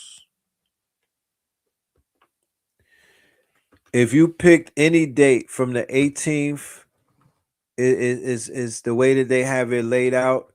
It covers all of the days. You don't got to worry about it. One purchase covers all of the days. One purchase covers all of the days. Let me drop the link for the boot camp. Give me 1 second. Let me drop the link to the boot camp. And also for the boot camp, it's not just going to be computers only. Of course, we're going to be dealing with grounding, sun gazing, sunbathing, calisthenics. We get into it on some healthy shit. We're gonna have catered food and whatnot. We're gonna have a drummer circle. We're gonna do the bonfire. We're gonna do 420 friendly, plant-based friendly. The children are invited. It's not gonna be some only adults type thing. We want the children. They're invited. They're gonna be good and whatnot. We're gonna be sleeping in tents, hammocks and whatnot. Yeah, we'll be in the great outdoors, right? There are showers, of course. There's porta potties and things of that nature, and there's cabins. If like you just want to do the cabin thing and you want to rock out in the cabin, ain't nobody gonna be mad at you. But it's limited cabins, so take advantage of that right now. Okay, let's go and watch this commercial, and we'll be right back. Listen close, because if you've been laid off, passed over, or just tired of building somebody else's dream, listen close, because what's happening right now in AI is not a trend, it's a transfer of power, and the window is open. There is a new class of operator emerging. They're not coders, they're not corporations, they're the designers, the visionaries, the builders who finally have a machine that matches their imagination. It's called the Claw Bot, and it doesn't just generate ideas, it executes them autonomously, on command, while you sleep. You can scan the QR code if you want to get the tickets right now, and we have Claws as a 30% off promo code. That'll only be live for 24 hours. If you're watching this on replay, you have up until Thursday, 12 a.m. to go ahead and claim your discount and get access to these tickets and whatnot. All 3 days are available. All 3 days are available for the boot camp. If you can't make it the whole 3 days, no worries. We're going to be recording it. We'll take care of you. If you cannot make it down there, we do have live stream available. The live stream ticket is not as much as the live ticket. There's of course going to be discounted because the experience of being on the land and whatnot is basically incorporated in the ticket. You're going to be taking care of the prices that we charging. Ain't nobody on this planet charging the low price that we're charging. Why are we charging such a low price? Because, to be honest with you, I have the opportunity to do that for my community. I'm not working for nobody. This is something that I am funding out of my pockets and whatnot. I done booked the reservation of the place. I booked it out. You know what I mean? I covered it for 72 hours. I bought out a whole block of it and everything. I'm making sure that our people can afford to come through and get information that will change their lives for the now. I can't say change your life forever because I don't know what you're going to do with the technology. I don't know where you're going to go with it, but I promise you, don't take my word for it. Like everybody that I'm speaking to, I trust that y'all are educated consumers.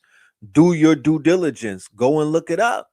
This is not like, go and look up open claw use cases. When I do the 10 claw commandments, you're going to really see how powerful this is. This is the most important GitHub repository down in GitHub's history. And what does that mean? That means that the people, not the corporation, the people voted this repo or this GitHub or this quote unquote project that you see right here. And what I mean by a project is that a person made this, not corporate America, not OpenAI or some of that stupid, not these billion-dollar oligarchs. No, a person made this, a regular person, a regular citizen. He made it open source. What does that mean? He made it free for everyone. He made it free for the people. He made it open source, which means that I could even take the code and I could tweak it and I could do whatever I want. That's what a lot of people have already done. So when you hear open source, then you know that that's something that speaks to our people and what we need. That's a black thing, open source. Closed source and private, that's what they dealing with, where they just want money and they're thinking about capitalism. Open source is like socialism. Okay, so that's what we're going to be doing.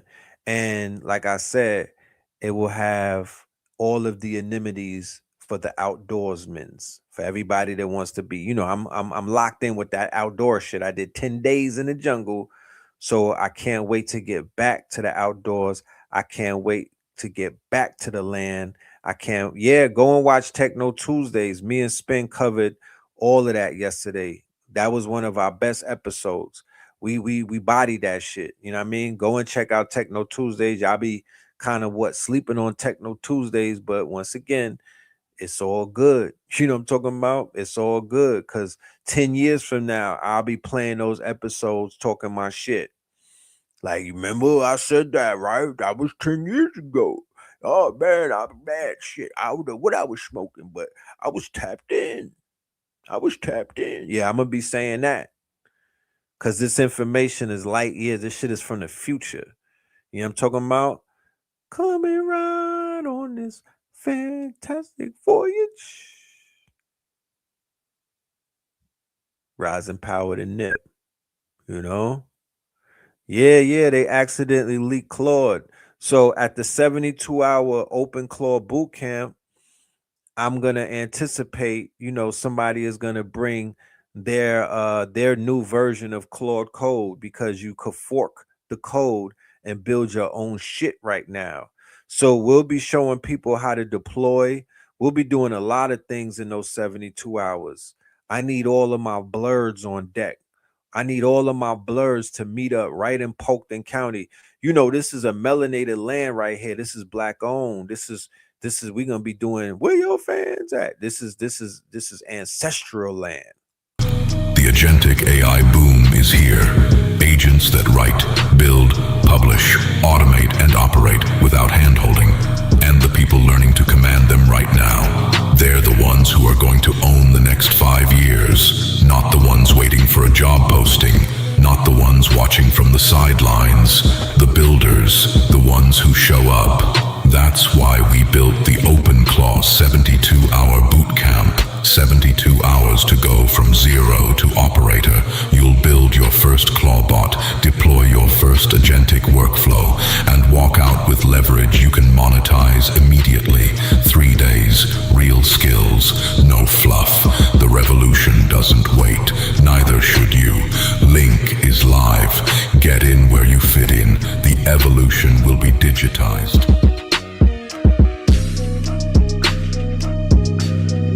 QR code, bring you right there.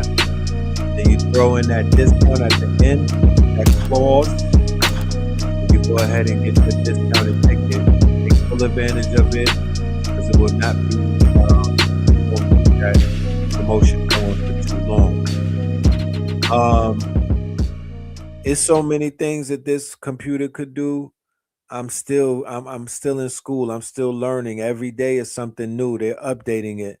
They're dropping new skills. It's an ecosystem that's growing. While certain things are falling and dying, this ecosystem is thriving, okay, and is growing, and many people are benefiting off of that. They're not crying about the lacks of what's not being given to them. People are not complaining in this space. I'm just here to let you know they don't complain. They're not trauma bonding. They're not living in lack. They're not trying to figure shit out. They're figuring out, what app am I going to build? What tool am I going to build? What problem am I going to solve? What solution I'm going to use to make me rich? That's what they're doing. And it's not a color thing. It's people from all backgrounds, street people. You got corporate people. You got artists, artisans. You have people from around the world, the Asians, the Africans, the Indians, you name it. This shit is lit, bro.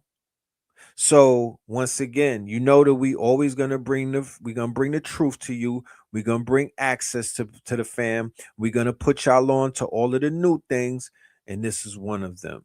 Okay, this is one of them. This is somewhat of a revolution right now. They call it the Clawbot, but they also call it OpenBot. Don't confuse that with Claude with a D at the end, like a Jamaican nigga. Claude. That's the Jamaican with the travel fox and one pant leg rolled up. You know what I'm talking about? With the Guinness in his hand and he's holding it like a cork. That's Claude. It's a different animal. This is Clawbot, nigga. This is Red Lobster. This is the lobster tail. Okay? Two different things. They work together. Come through on 4/4. I'll break it down. I'll explain everything and then come through to the boot camp and get leveled up. There's nothing more to say. I'm not going to sell this shit. I'm not going to I ain't gonna oversell it. You know what I'm talking about? I'm not gonna oversell it. It's gonna sell itself. You know what I mean? If you know, it's one of those, if you know, you know. It's one of those, if you know, you know. So for those that are taking advantage of it, I'll see you on the 18th. Okay. That'll be pull up that Friday. We get started 8 a.m. Saturday, and then we out of there on Monday. You dig? 420, light one up to the ancestors.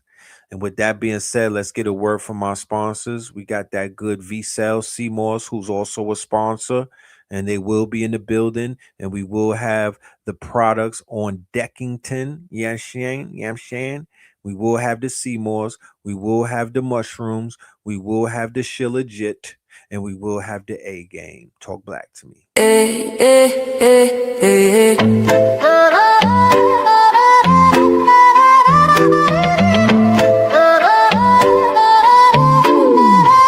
V-Cell in my cup, I'm feeling boss. 21 flavors powered by Seymour's. Glow from within, yeah, we never fall off. Round it up, 99 minerals, flaws. V-Cell in my cup, I'm feeling right. Sip to the sunrise, dance to the night. From the ocean's kiss to your city lights. 21 flavors, pure health in every bite. Drip so clean, we're custom made. From reef to street, we elevate. Gold green gel, set the record straight. Nature in a bottle, that's a better way. Charge me up, no caffeine crash. Clean energy, steady splash. From skin to gut, yeah, we live from within. Oneness on 10, let the rhythm begin. Pour it up, pour it up. Feel the wave, body thanking me. Every save, ocean wisdom in this glass.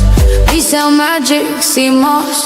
V-Cell in my car, I'm feeling boss. 21 flavors powered by Seymour's. Glow from within, yeah, we never fall off. Count it up, 99 minerals, flaws. Island breeze in the city maze. We're mineral rich in 1,000 ways. Immunity high like the summer rays. Hydrate the hustle, fuel your days. Berry, mango, ginger, lime. Pick your flow, your flavor, your time. Beauty and balance we redefine. Every little sip, align your shine. Pour it up, feel the way, body thanking me. Every sip, ocean wisdom in this glass. V-Cell magic, Seymour's. V-Cell in my car, I'm feeling boss. 21 flavors powered by Seymour's. Glow from within, yeah, we never fall off. Count it up, 99 minerals, flaws. From the coral choir to the heartbeat drum. Roots run deep where the wild tides hum. Real ones know where the glow comes from. V-Cell in the mix now, watch us. Bomba Claude, Ross Claude. Here you go. This is for the family out there who like to leave tips after a good meal. You feel me? People sponsored Black News Media. Yeah, we get it from our mama. You know what I'm talking about? And the people sponsor us. We want to say thank you in advance. You dig? And we also got Buy Me a Coffee. So with that being said, we will be back, inshallah, tomorrow for Third Eye Thursdays. Y'all stay dangerous and whatnot. And just let us compile the news, piece it together, stitch it together, you know what I mean? Line it up, and then we're going to deliver it. I got a whole clip just sitting there on the side that I didn't even fire off. I'm going to save that for tomorrow. It's already bodies on the floor. You know what I'm talking about? It's already bodies on the floor. We don't got to overdo it. Yeah, so April's Fools, y'all. We'll be back tomorrow with a part 2. Peace, love, and light to the family. Like I said, tap in with us, and we will see you soon. Vegas and crypto, diamonds is dancing like they up in disco. You niggas in fist smoke, you stay up and dip low. You niggas stay up and get low. Heard you way up in Frisco, and you say what the heck so. Every player gets snipped nose, acting gay up in Cisco. Might take the day off and play up at pistols, causing chaos and play up Calypso. I pause in kitchens and caused addictions. I pause prescriptions and cause inflictions. Bill Bixby playing in stores and bricks and on the dark web. You gotta pause every doors, cause encryptions. Tesla engines, pause the pistons. I seen every floor I leave sore and listing. For that action they sponsored the Bronson. They was hooked on that shit like Johnson and Johnson. That freeway Ricky Ross, straight out of Compton, straight out of Bumpton. Red on blue violence in the land. The projection of the will, the perfection of the kill, the reflection of the pills. I'm a frontline soldier, I'm no doja. These crystals not from focus and crypto. Diamonds is dancing like they up in disco. You niggas in fist smoke, you stay up and dip low. You niggas stay up and get low. Heard you way up in Frisco, and you say what the heck so. Every player gets snips now, acting gay up in Cisco. Might take the day off and play up in pistols, causing chaos and play a calypso. Hickory dickory down, hit a lick, put the sticky in the box. When the blicky get hot, lick off a shot. Heavy in the middle, we slip off a knot. Heavy in the ghetto, they crib walk a lot. Crib walk the crypto, lift off the stocks. Drips off the crystal and pots. Disco rods in the blocks on my chain from the crystal shop. In the light air, lift off the rock. Toe from the right chain on my block. White paint on my socks. White paint on my socks. Hickory dickory dock. Hit the lick, put the sticky in the box.